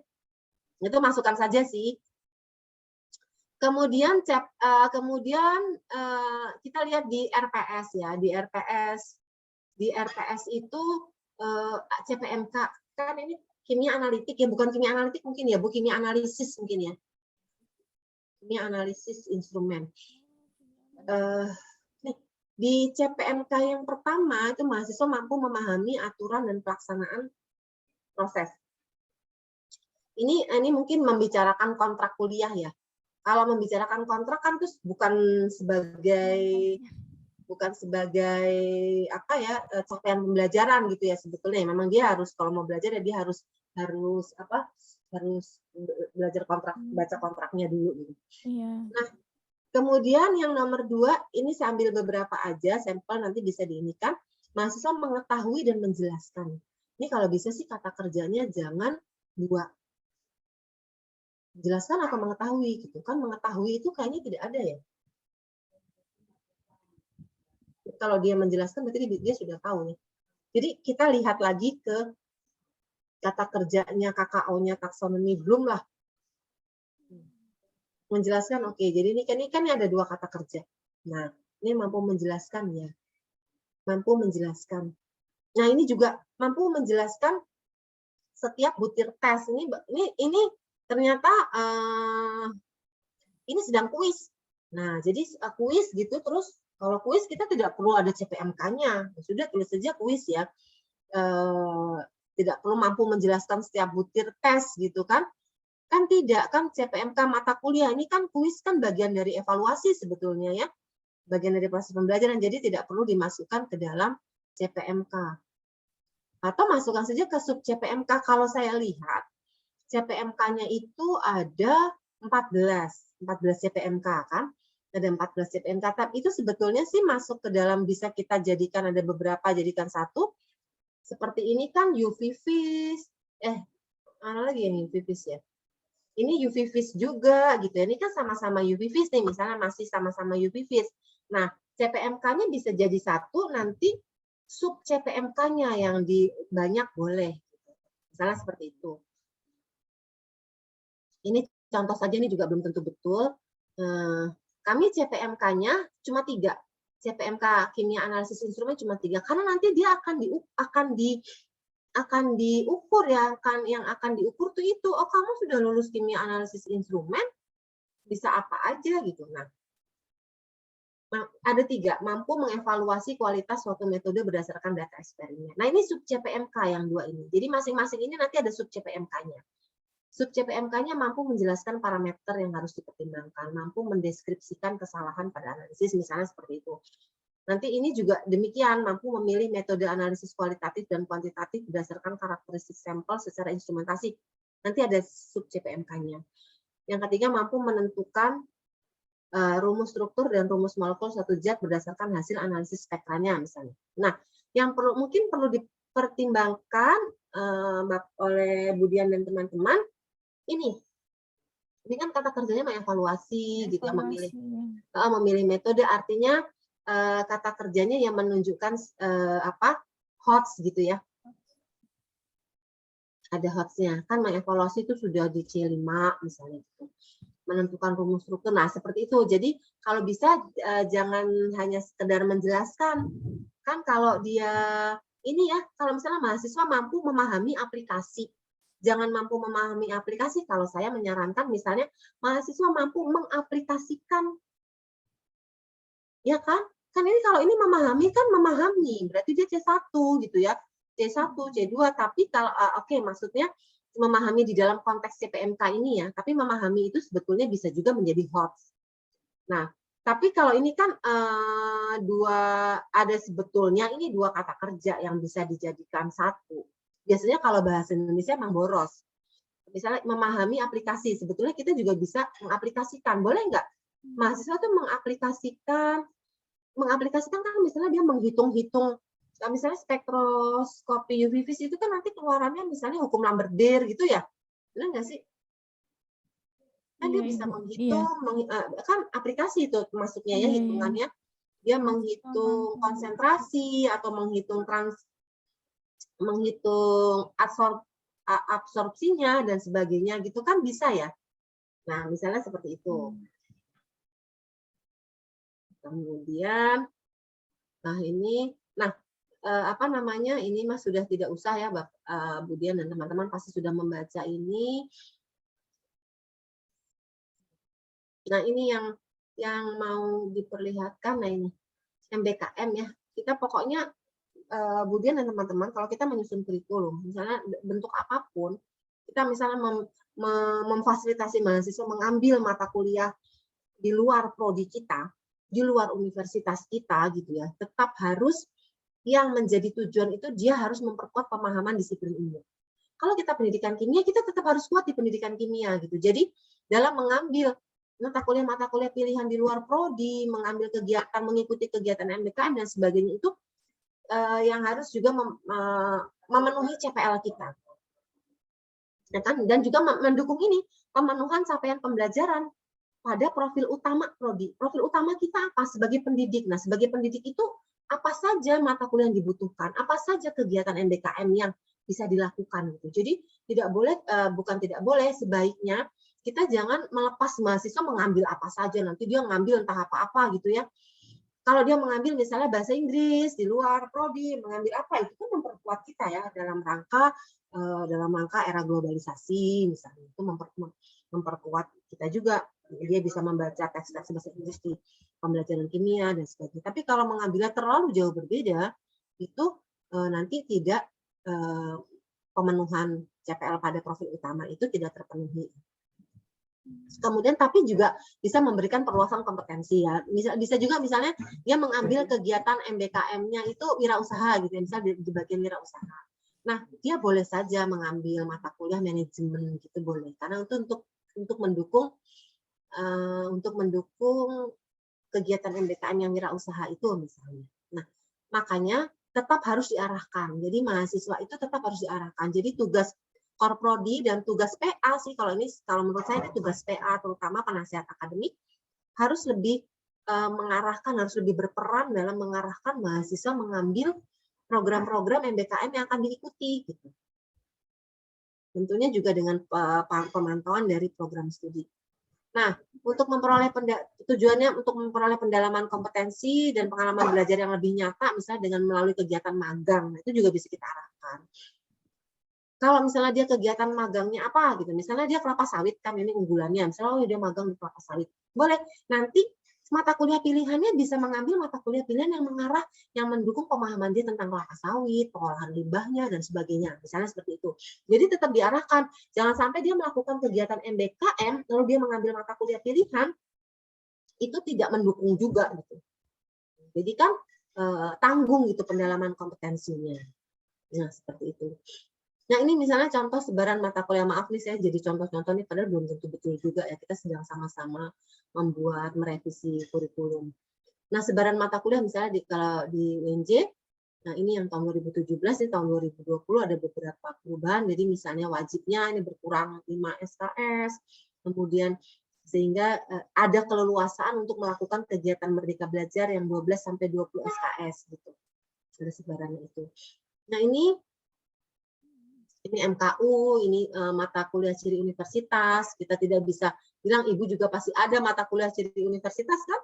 Kemudian ciri fakultas gitu, MKDK karena kita pendidikan, MKP ini ada di apa namanya di prodi, terus yang ini bidang studi kimia gitu. Nah, ini ada kegiatan MBKM, mata kuliah dan praktek lapangannya sekitar 12-20 SKS gitu. Jadi rinciannya seperti ini. Mungkin supaya lebih terlihat gitu struktur kurikulumnya, Bu Dian juga bisa tuliskan mata kuliahnya yang pilihan berapa, ini berapa, nanti tinggal dituliskan yang pilihan itu apa saja gitu. Nah, ini yang ini apa namanya bagannya menuju ke sini. Tapi sebetulnya ini ada sedikit perubahan lagi karena kami sedang mengajukan akreditasi internasional. Jadi ini ada perubahan sedikit karena maunya itu harus mengukur CPL di kurikulum OBE itu yang outcome based education. Nah, ini tadi ya kita lihat coba ini. Nah, misalnya asisten mengajar, asistensi kan kegiatan MBKM itu seperti yang tadi ini Bapak Bu Dian dan teman-teman pasti sudah tahu kan ada 8 ini kegiatan MBKM mana-mana. Nah, ini 8 ada pertukaran pelajar, ada magang, ada asisten mengajar. Ini bisa kan dilakukan, ada penelitian atau riset, ada proyek kemanusiaan, kegiatan wirausaha, studi atau proyek independen, bisa atau kuliah kerja nyata atau KKN tematik. Nah, sebetulnya kita boleh tidak harus semuanya 8-8-nya ini kita ambil, kita adopsi, kita lakukan semua tuh 8-8-nya itu boleh nggak 8? Oh, saya mau ini saja dulu gitu. Kan kita sekarang baru apa namanya baru awal-awal MBKM, maksudnya baru kegiatan itu masuk ke dalam kurikulum kita gitu ya. Jadi tentunya jalannya itu tidak lancar sekali gitu ya. Untuk konversi mata kuliah pilihan yang diambil di luar prodi saja kita kesulitan karena harus didukung oleh sistem dari universitas kan. Mata kuliahnya berbeda sedikit, betul nggak Bu Dian? Iya betul Bu. Iya, nanti mata kuliahnya beda sedikit. Ini mau dikonversi kemana di mata kuliah kita? Benar nggak? Iya, mahasiswa saya ada yang ngambil misalnya di UNES, ngambil kimia kosmetik. Kimia kosmetik masuknya kemana ya di mata kuliah kita kan nggak ada itu gitu. Nah seperti itu. Jadi untuk awal-awal, untuk permulaan, boleh kita tidak harus semuanya kita lakukan, 8-8 yang kita lakukan. Belum bertahap boleh, bertahap. Yang mau yang mana dulu ya gitu, itu boleh. Memang ininya disediakannya 8, tapi kalau kita belum siap kan itu tidak kegiatan MBKM itu tidak hanya sekedar berkegiatan kalau cuma seperti itu aja gampang udah kegiatan ini dan sebagainya. Tapi kan dia masalahnya masuk ke dalam kurikulum. Bukan masuk ke dalam konversi mata kuliah di kurikulum, benar nggak? Iya. Iya, benar. Itu yang menjadi kesulitan konversinya, ini masuknya kemana itu harus ada aturan lagi. Mungkin aturan turunan dari universitas ya. Kalau universitas mungkin terlalu luas, sudah ada panduan implementasinya, bisa diturunkan di fakultas. Oh ya, nanti membuat aturan lagi gitu, bisa seperti ini, bisa seperti ini. Gitu. Karena kalau tidak, kita susah. Nanti begitu itu di siakat kita nggak masuk. Kan kita ada siakat, benar nggak Bu? Iya benar seperti sekarang aja. Misalnya yang ada mahasiswa yang ikut kuliah di tempat kami gitu kan, udah ada berapa kuliah kan mahasiswa itu juga nggak masuk gitu sih Kak. Jadi misalnya harusnya beban kerja bertambah jadi tidak gitu. Nah seperti itulah. Dukungan semua sistem itu harus ada, memang harus siap gitu. Apalagi kalau dia sudah computerized ya, maksudnya sudah secara komputasi gitu ya, artinya ya sudah dengan menggunakan teknologi. Nah itu berarti harus disiapkan. Kan nggak bisa serta merta ini yang ada di Siakat itu kan dilaporkan ke PD Dikti kan, benar nggak Bu Dian? Iya Kan benar Bu. dilaporkan. Mata kuliah kita ada di Siakat nggak masuk tuh ke PD Dikti. Ini begitu mahasiswa kita ngambil di tempat lain. Kalau kita tidak bisa mengkonversinya, nanti dia nggak diakui. Dia udah capek-capek ngambil di mana-mana, nggak diakui, benar nggak? Nggak ada di Siakatnya, di PD Diktinya. Nah, seperti itu. Jadi sebetulnya PD Diktinya sendiri juga harusnya siap. Dia harusnya free. Dimanapun mahasiswa seluruh Indonesia itu mau ngambil di mana, dia harusnya masuk ke situ, ke database-nya dia. Benar nggak, Bu Dian? Kalau seperti itu kita enak. Oh, dia ngambil di UNES, misalnya, atau ngambil di UISU, mahasiswa saya ngambil ini yang apa namanya, yang dia mau belajar tentang kelapa sawit gitu misalnya. Nah, oh itu sudah ada di database-nya PD Dikti. Oh ini ada nih memang nih di UISU. Nah ini masuk UNJ ngambil di sini, dia bisa masuk nih langsung ke Siakatnya. Kan harusnya gitu. Ini kan enggak Bu. Jadi yang seperti itu tuh kalau di tempat kami juga masih ribet gitu. Jadinya jadi seperti itu. Jadi Bu Dian juga dengan teman-teman tidak usah harus semuanya, tapi kita boleh pelan-pelan, harus langsung semuanya brok-brok gitu ya. Nah, tapi kita sudah menyiapkan. Oh, kalau asistensi mengajar itu seperti ini, boleh. Semester ini jangan dikeluarin dulu ke mahasiswa gitu. Yang dikeluarkan dulu tuh yang mana gitu. Nanti kalau kita ini sudah smooth, sudah bisa, oh semester depan kita tambah lagi kegiatannya gitu. Jadi nggak usah langsung semuanya. Dosennya kan juga bingung. Tidak semua loh dosen ya, tidak semua dosen. Mungkin kalau yang di tim kurikulum paham, tapi di luar tim kurikulum kan dosen banyak. Tidak semuanya masuk di tim kurikulum. Sosialisasinya belum tentu semuanya bisa sama menerima. Nah itu juga susah juga. Belum lagi nanti Korprodi harus mensosialisasikan, melatih juga maksudnya ya berkomunikasi lah dengan ya secara mensosialisasikan ya ke PA. PA tuh berperan penting juga, sangat penting di sini. Jadi nggak bisa sekedar cuman kalau dulu kan ya udah mata kuliahnya ada di prodi semua, di universitas semua ya sudah, konsultasinya berarti bagaimana kamu belajar dengan baik lah sebagai macam meningkatkan IP. Kalau sekarang kan, nah nih mengarahkan kemana-mana nih dengan kegiatan ini gitu. Jadi kalau misalnya kita juga harus membuat CPL-nya. Oh, asistensi mengajar itu CPL-nya misalnya ini mengimplementasikan, ini contoh saja tapi belum tentu betul, maksudnya menginspirasi saja. Ini yang kami lakukan, tapi bisa jadi kami juga salah gitu mengimplementasikan inovasi pembelajaran secara komprehensif. Nah, di dalamnya ada PKM. Kalau kami nggak ada magang 1, magang 2, magang 3, tapi langsung PKM. Belum kami ubah juga namanya menjadi PLP. Kan sekarang itu ya lapangan persekolahan ya. Praktek lapangan persekolahan kan PLP. 2 SKS. Beberapa sudah berganti PLP, tapi kami masih tetap PKM, praktek keterampilan mengajar. 2 SKS. Nah, ini 2 SKS. Nah, di dalam ini kita bisa masuk ini kegiatan ini. Jadi, mata kuliah PKM ini sebetulnya masuk juga ke dalam kegiatan MBKM, yang ini sebagai mata kuliah wajib, dia boleh ngambil mata kuliah pilihan. Misalnya dia mau ngambil evaluasi, dia mau mengambil apa gitu ya, media digital atau apa gitu lah, mata kuliah pilihan ya yang mendukung dia untuk menjadi asisten mengajar. Nah, nanti asistensi mengajarnya itu 6 SKS. Ini kalau diambil keseluruhan kan berarti 2, 4, 6. Ini berarti sudah 12.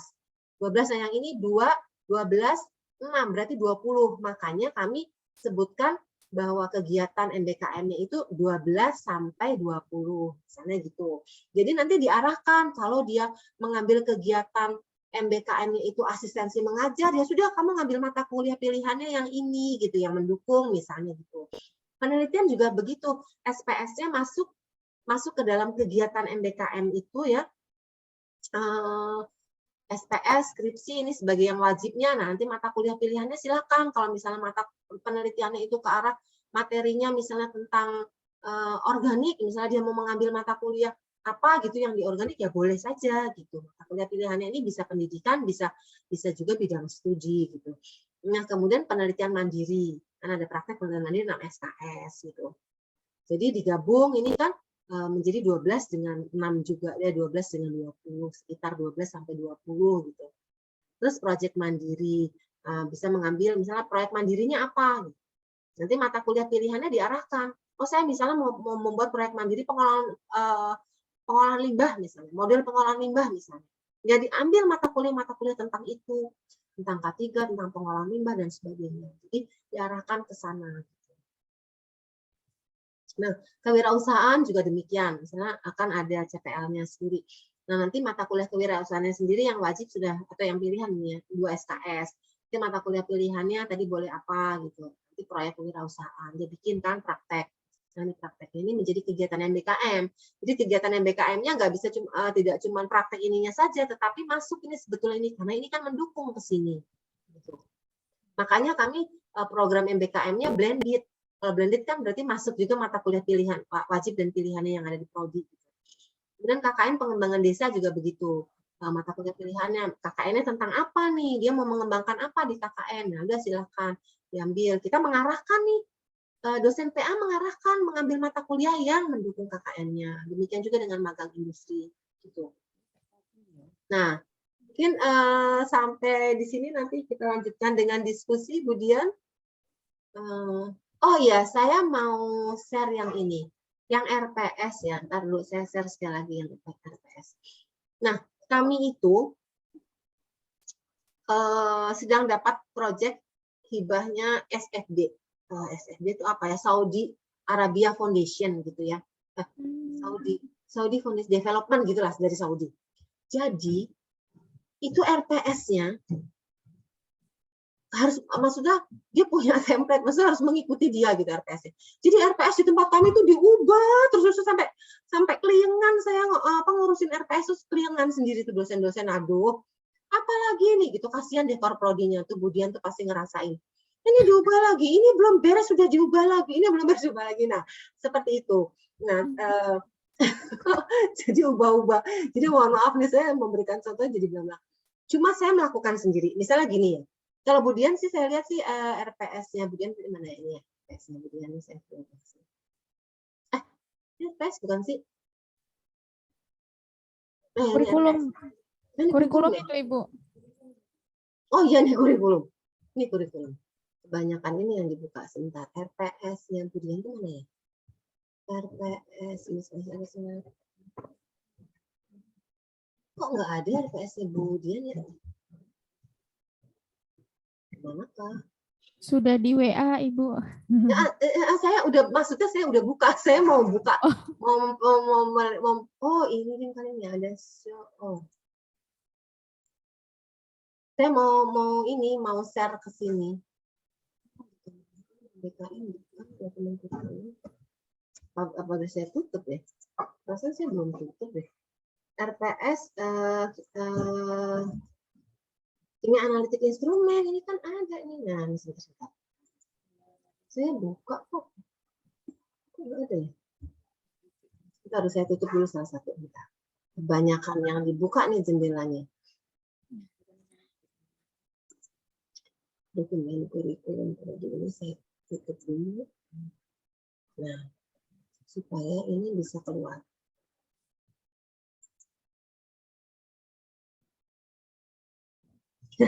Nggak keluar juga ya, tapi pasti ada lah di tempatnya Budian ya. Maksudnya Budian di situ sudah menuliskan juga ada kegiatan luring, daring gitu ya di sebelahnya ya.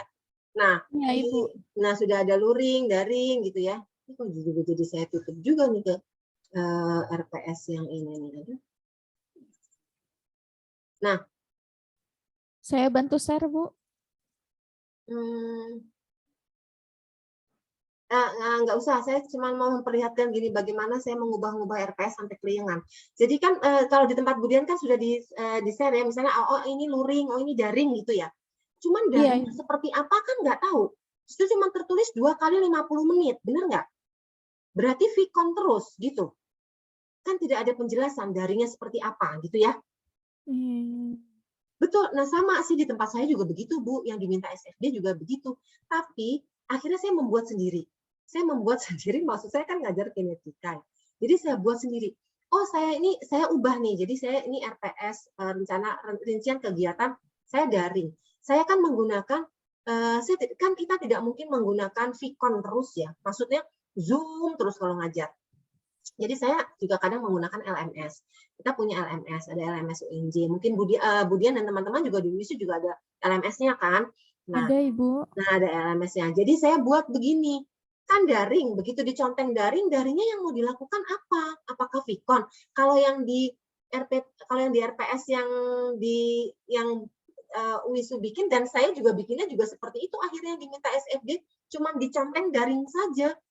Tapi daringnya itu apa kan tidak tahu gitu. Padahal daring itu kan kalau kalau PJJ itu kan bisa sinkron, bisa asinkron, bener nggak?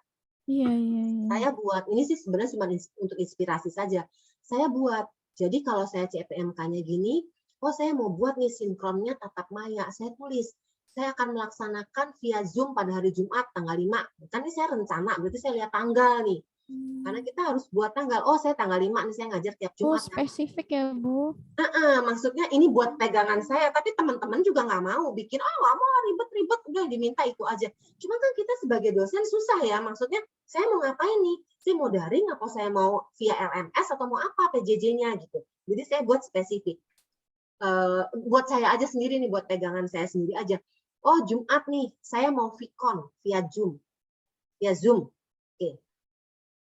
Oke, udah ya. Nah, via Zoom nanti ada silahkan nih, nanti materi bisa ngambil RPS segala macam. Terus saya Zoom lagi tanggal 12. Jadi saya tahu nih, kan kita pusing juga ya sebagai dosen itu untuk mengajar PJJ itu pusing loh, Bu. Saya sih pusing.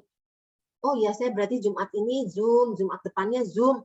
Nah, Jumat itunya saya kasih tugas kelompok asinkron. Berarti dia melakukan tugas kelompok asinkron dari tanggal 26 Maret sampai 1 April. Dia melakukan asinkron, nanti kita diskusi tuh, kita masukkan tugasnya di forum diskusi di LMS. Saya masukkan tugas di forum diskusi di LMS, nanti kita bisa berdiskusi di situ. Nah, kemudian ini tanggal 19-nya kita Zoom, ada Zoom. Nah, tapi tanggal 26 Maretnya ada tugas. Nah, silakan mengerjakan tugas, ini materinya di sini diambil.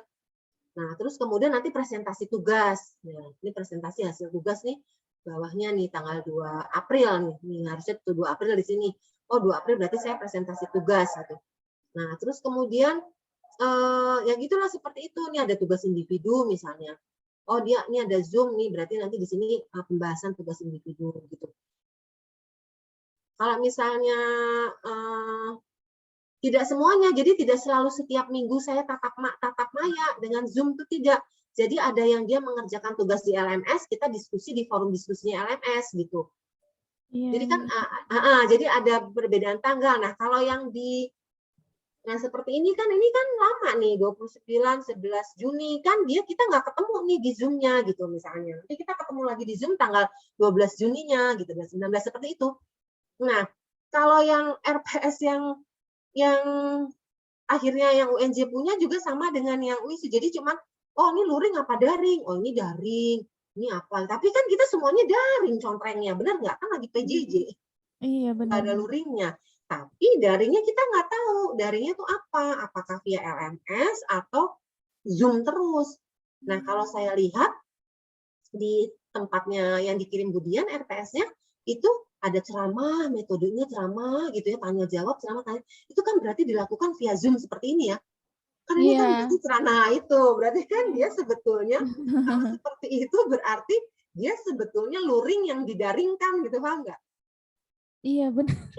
Sebetulnya kita tatap muka tapi kita daringkan, nah itu. Tapi teman-teman dosen di UNJ juga banyak yang seperti itu. Maksudnya kalau Zoom kan gampang kayak kita ngajar di kelas, cuman kita via daring gitu ya. Tapi sebetulnya kalau kita memanage PJJ itu harusnya bisa tidak selalu daring, tidak selalu Zoom, tidak selalu Vicon, bukan Zoom, Vicon. Karena Vicon bisa dengan Jimit juga kan, tidak selalu Vicon. Nah, seperti itu. Jadi kita bisa via itu tadi LMS, bisa forum diskusinya, bisa ini gitu. Seperti itu. Nah, kalau ini berarti kita sebetulnya tatap muka sih, cuman kita buat tatap maya gitu kan. Misalnya juga akhirnya kalau misalnya pusing, udah saya buat aja dulu tatap Sinkron. mayanya, tatap muka, tatap mayanya, Vikonnya. Nah, sebetulnya sekarang ada lagi amanah deh, yang harus dituliskan di ini nih. Nih, saya kasih rincian pembelajarannya. Nah ini, sorry, nih saya kasih ini juga deh. Nih kan tulisannya ini yang punya UNJ. Nih, luring, daring kan dicontreng-contreng aja kan. Daring, contreng. Tapi daringnya seperti apa nggak dijelaskan gitu. Paham nggak maksud saya? Nah itu. Nah jadi kita nggak tahu nih dia apakah diskusinya tidak harusnya ditulis nih diskusinya secara di LMS atau secara apa. Nah ini yang ada amanah lagi mana ya amanah dari kementerian Ibu yang case base. Ya nggak Bu? Case base dan team base project. Oh, ini dia di sini. Ini ada amanah begini nih, harus kita tuliskan juga nih. Jadi apa sih diubah lagi. Aduh.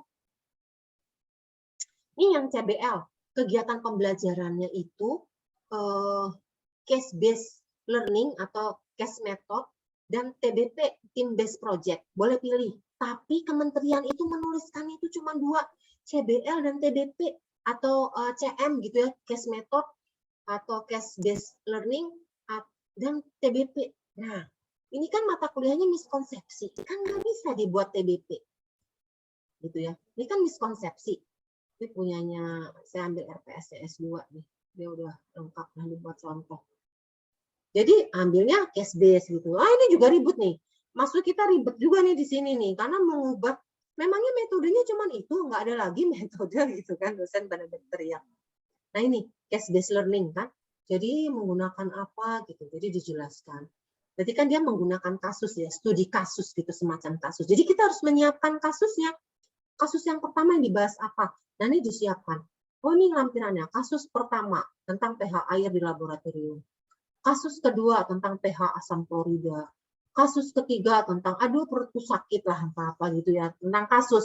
Jadi nanti mahasiswa itu diminta memberikan opini atau menjawab pertanyaan tentang kasus-kasus ini. Kayak pohon zaitunku tumbuhlah. Pokoknya seperti itulah. Ini kasus-kasus yang ada di sekitar kita, yang ada di kehidupan kita angkat ke sini gitu sebagai. Nah, seperti itu. Sudah sampai seperti itu. Ini ada kasusnya kita buat karena dimintanya tadi case based learning atau case method. Nah, seperti itu. Itu di kementerian tuh yang minta begitu.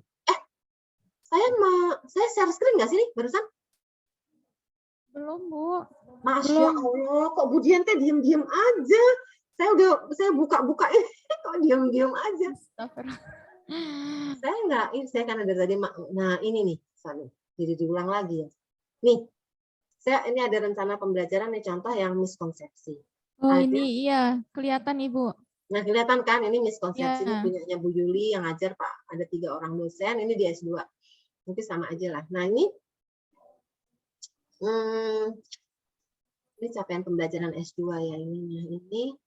Tapi yang saya mau perlihatkan tuh ini. Sekarang itu di seluruh jadi RPS kita tuh harus menuliskan CBL atau CM, case method atau case based learning lah, sama lah ini ada slash ini ya CM dan TBP team based project atau project based learning gitulah.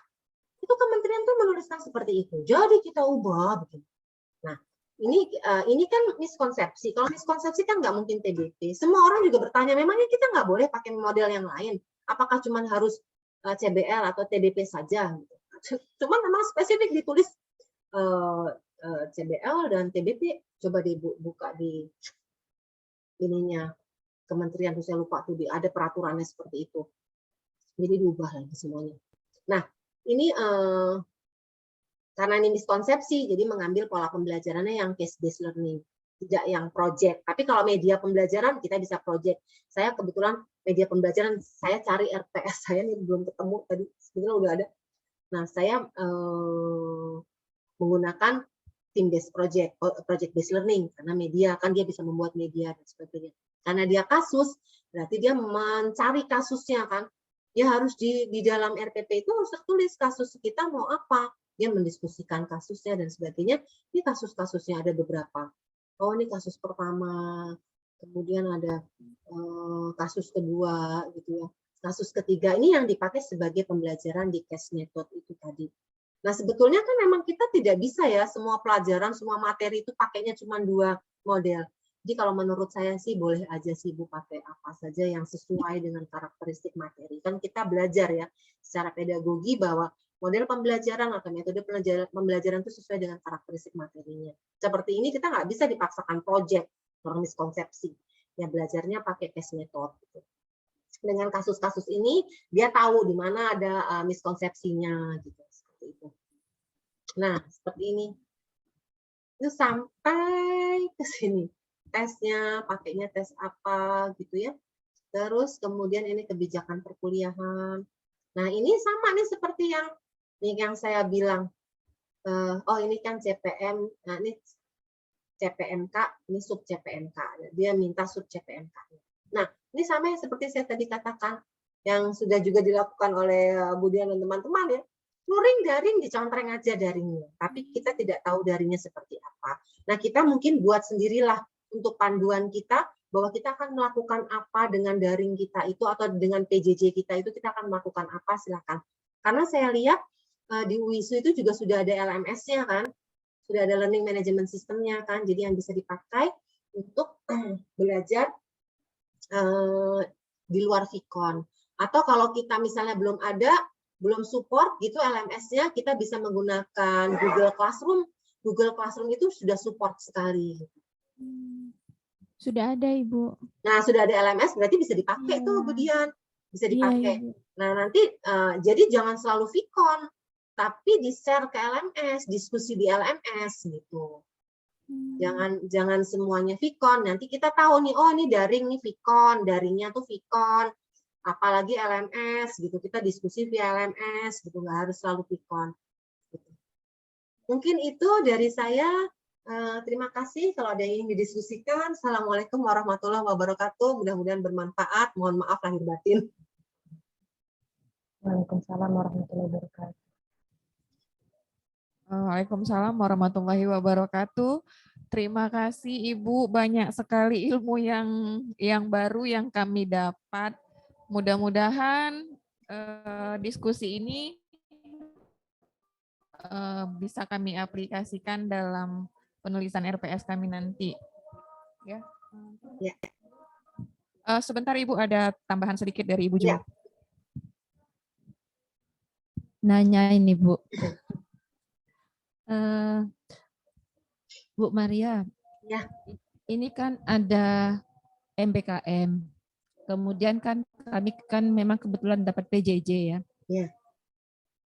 PJJ-nya sama STEKIP Bima Lombok.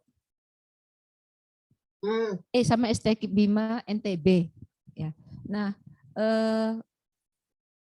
saya kebetulan kan mengajarkan tentang kimia bahan alam, kajian kimia bahan alam. Kan. Ada yang sama, karena kan memang kalau di sana mungkin sawit tidaklah menjadi ini ya. Kalau di Sumatera Utara sawit, ya kan, itu menjadi kajian, ya kan. Di sana tidak olah-olahan seperti edible film, ya kan, atau olahan misalnya kajian-kajian senyawa kimia di dalam sawit itu kita kaji di sini. Yang ingin saya tanyakan sama Ibu, ketika kita seandainya saya membuat satu studi kasus, ya studi kasus, ya kan, saya menceritakan, saya membahas misalnya di sini tentang pemanfaatan daun coklat yang senyawa kimianya A sekian ABCD, kemudian dimanfaatkan menjadi sabun wajah misalnya, ya kan, karena ada bahan-bahan ini. Kemudian saya membuat studi kasus, tadi kan saya lihat studi kasusnya yang tadi itu kan seperti ada satu studi kasus yang dikonsep oleh dosen ya Ibu ya. Iya. Oleh dosen ya kan. Kalau studi kasusnya itu seperti mereka melakukan sendiri kajian misalnya kita kasih konten misalnya bagaimana pengujian fitokimia misalnya secara fitokimia di laboratorium pendidikan kimia di FK UISU. Kemudian di Bima kan juga ada laboratorium nih. Nah, kalau kita mengambil mereka misalnya di sana penggunaannya pemanfaatan misalnya daun kelor misalnya, ya mereka gunakan, mereka akan melihat dari kajian ininya, kajian kandungan senyawa kimianya, kemudian mereka mengarahkannya ke apa lain, kondisi yang lain. Apakah bisa, Bu? Kalau daring itu misalnya daring studi kasusnya itu langsung, sebenarnya kan kimia bahan alam itu tidak ada praktek. Ya. Tidak ada praktek, tetapi studi kasusnya saya arahkan ke pengujian fitokimia, bisa nggak, Bu? Studi kasus sebetulnya kalau studi kasus itu kasus-kasus yang diangkat di apa namanya, yang kasus yang diangkat gitu. Jadi ada sesuatu di kasus tersebut, misalnya coklat ya, coklat bisa tadi coklat itu coklat misalnya bisa dimanfaatkan untuk, kan Ibu kalau itu kan lebih ke arah oh ya apa sih kandungan coklat sehingga dia bisa dimanfaatkan untuk wajah misalnya gitu. Apa sih kandungan coklat? Tapi kasusnya itu sebetulnya apa? Oh coklat ini ternyata kalau misalnya membuat gatel atau apa sih yang di ini gitu. Jadi maksudnya ada kasus dulu Bu. Kasus itu sesuatu yang membutuhkan pemecahan masalah. Kalau itu kan sebetulnya kalau Ibu itu lebih ke arah Pemanfaatan ya.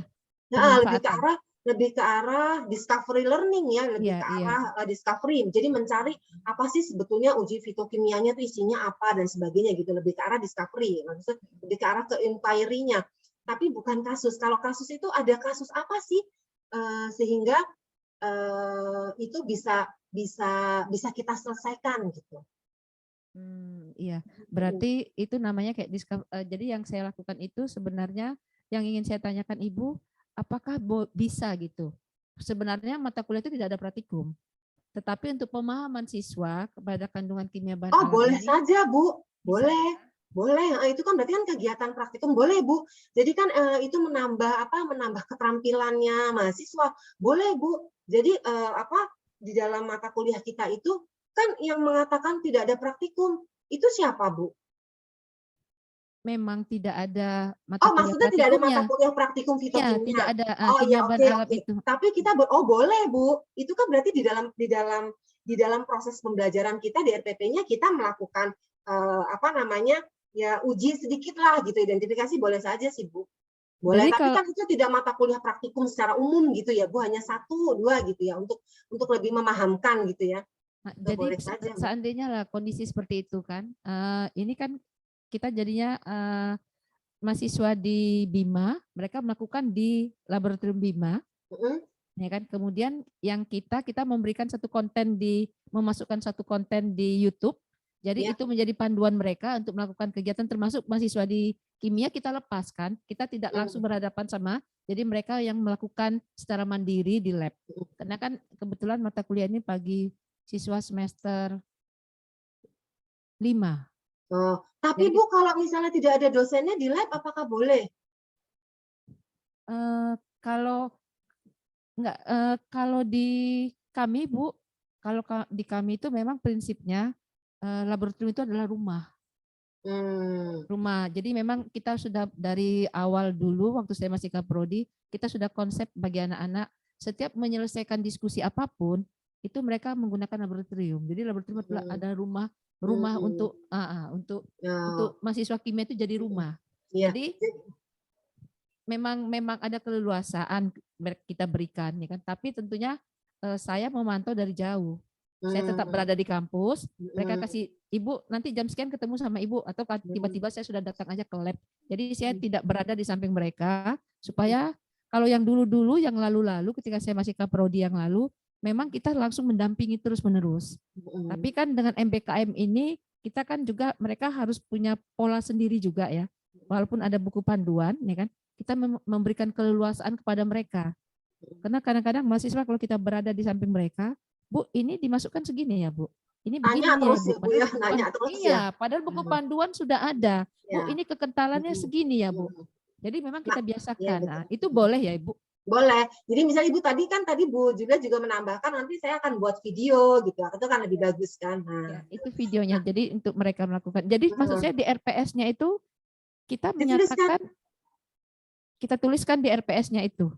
Boleh di RPS-nya dituliskan, bukan itu sebagai kegiatan proses pembelajaran. Kalau di tempat saya itu, kalau di tempat kami ada mata kuliah ANOR, mata kuliah pilihan ya di bidang di rumpunnya anorganik ya, di bidang anorganik. Dia juga gitu, nggak ada, dia mata kuliah pilih, karena dia mata kuliah pilihan dia nggak ada praktikumnya. Tapi dia ingin praktikum gitu supaya memperjelas tadi seperti Bu Julia katakan untuk lebih memahamkan mahasiswanya, boleh mengadakan praktikum, boleh dia mengadakan kegiatan. Jadi dimasukkan di RPS-nya. Misalnya Ibu menentukan fitokimia gitu, uji fitokimia gitu, boleh Bu, boleh dimasukkan. Itu kan misalnya 1 kali praktikum. Tapi kan sekarang masalahnya bukan kalau di RPS-nya boleh sekali, kalau di kegiatan pembelajarannya boleh sekali Bu. Cuma masalahnya sekarang Bu Dian bisa nggak nanti kan itu berarti kan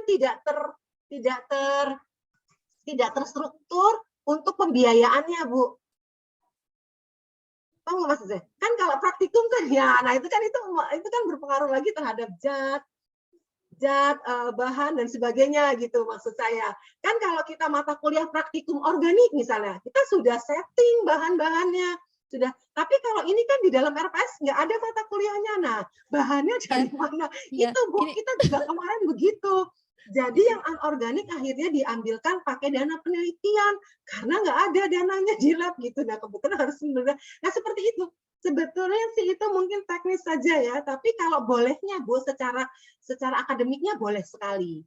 Kalau secara ininya boleh dimasukkan di RPS. Nah tapi secara pembiayaan nah itu monggo gitu. Iya Bu, ini kan kebetulan memang ya kimia ini kan mahasiswanya tidak banyak nih Bu. Tidak banyak ya, masih sedikit ya kan, sehingga mereka masih bisa melakukan kumpul-kumpul di situ, dan penggunaan zatnya tentu zat yang berlebih di semester sebelumnya. Ya boleh itu, bisa Bu, bisa sekali, bisa Bu, bagus sekali malah, jadi nggak apa-apa kita sama, kami juga kimia analisis lingkungan nggak ada praktikumnya gitu ya, tapi kita menyelipkan sedikit praktek-praktek di situ, boleh sekali. Terus ini mau nanya Bu, ini kan berarti di UNJ ada MBKM ya Bu? Ada. Kalau mahasiswa kami nantinya semester depan, boleh. Ya kan? Bisa ya Ibu ya? Boleh, nanti ya. Bu Dian berhubungan dengan Bu Yuli Karprodinya.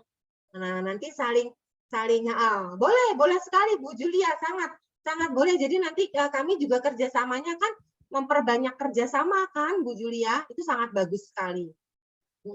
Nanti saya kasih nomor HP-nya Bu Yuli pasti ada, kan ada di grup Korprodi kan Bu Dian? Ya, ada. Boleh sekali, sangat terbuka. Iya Ibu.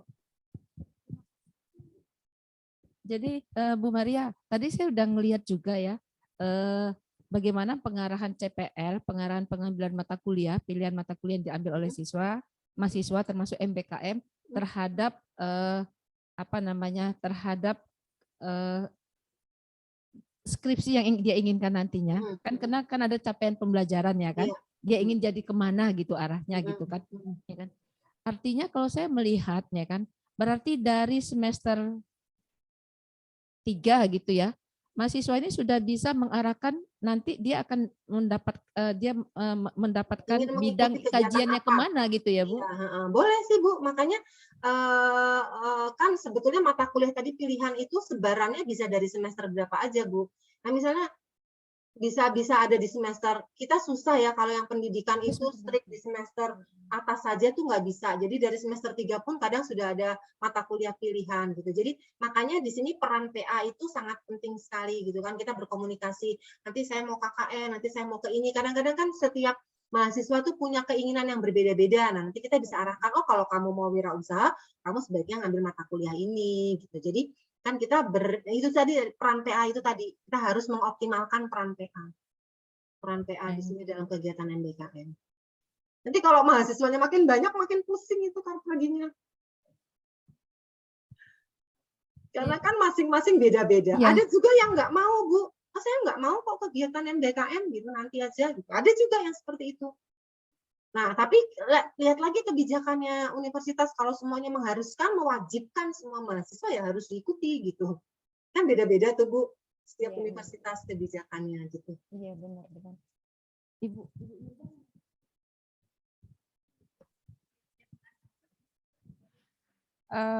Ibu, kabarnya Ibu Maria ini mengampu mata kuliah kimia fisika ya Bu ya? Iya. Aduh, saya bermohon sekali Bu untuk RPS-nya karena saya pun masih belum duduk mengenai materinya Bu. Oh boleh.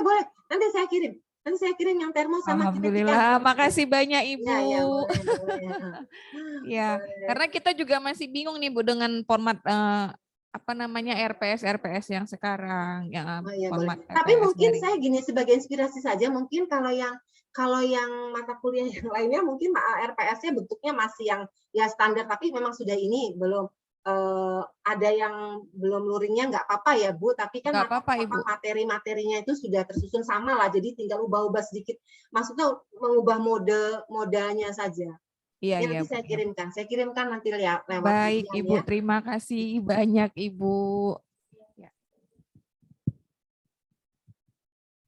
Ibu, bolehkah kami meminta bahan yang Ibu presentasikan Oh boleh, tadi? boleh. Nanti memang pasti akan saya kirimkan ya. Dikirim ke grup ya, Bu?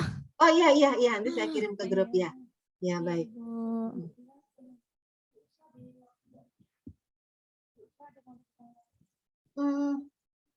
Kemudian kalau kita sampai jam berapa nih? Saya mohon maaf sekali karena saya ada kegiatan. Iya. Oke Ibu, berhubung juga waktu yang sangat Ya sampai terbatas jam ya 4 Ibu. kan ya. Iya. Saya mohon maaf Ya sekali nanti juga. lain kali kita jalin lagi lah Ibu Ya, untuk ya, insya Allah, diskusinya ya Ibu ya, Ya, minta ya, insya waktunya Allah. nanti. Terima kasih untuk kegiatan FGD-nya hari ini. Banyak ilmu yang kami dapat dalam waktu yang bisa kita bilang singkat gitu. Sebenarnya masih ingin diskusi lebih banyak lagi ya Ibu ya.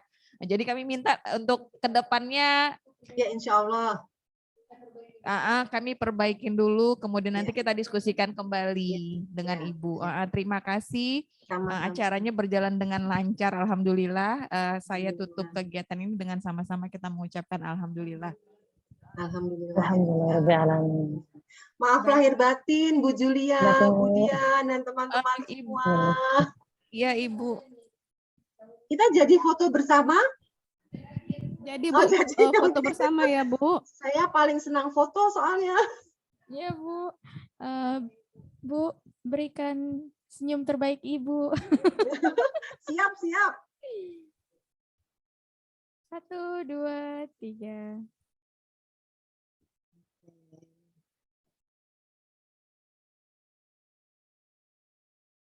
Oke. Iya. Bentar ya Bu, sekali lagi ya Bu. Iya. 1. 1, 2, 3.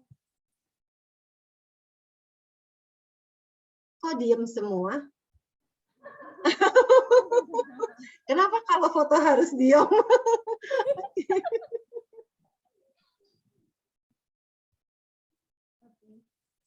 Terima kasih. Iya, sama-sama. Terima kasih. Bu Julia. Ya, Assalamualaikum. maaf lahir batin. Waalaikumsalam warahmatullahi wabarakatuh. Sehat-sehat semua ya, Ibu. Sehat-sehat Ibu. Ya, sama-sama. Saya izin live. Iya Ibu.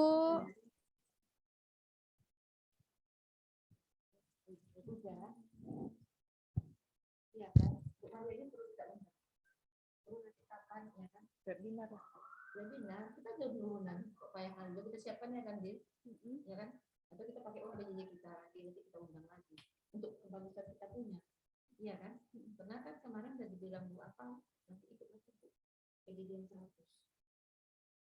setelah itu masuk MPKM katanya gitu kan.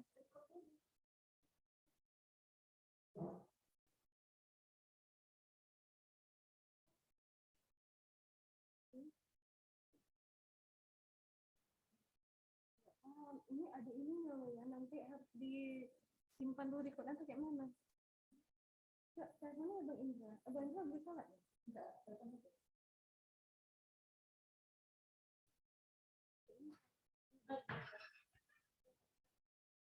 Udah selesai Bang. Ya nanti jangan lupa minta.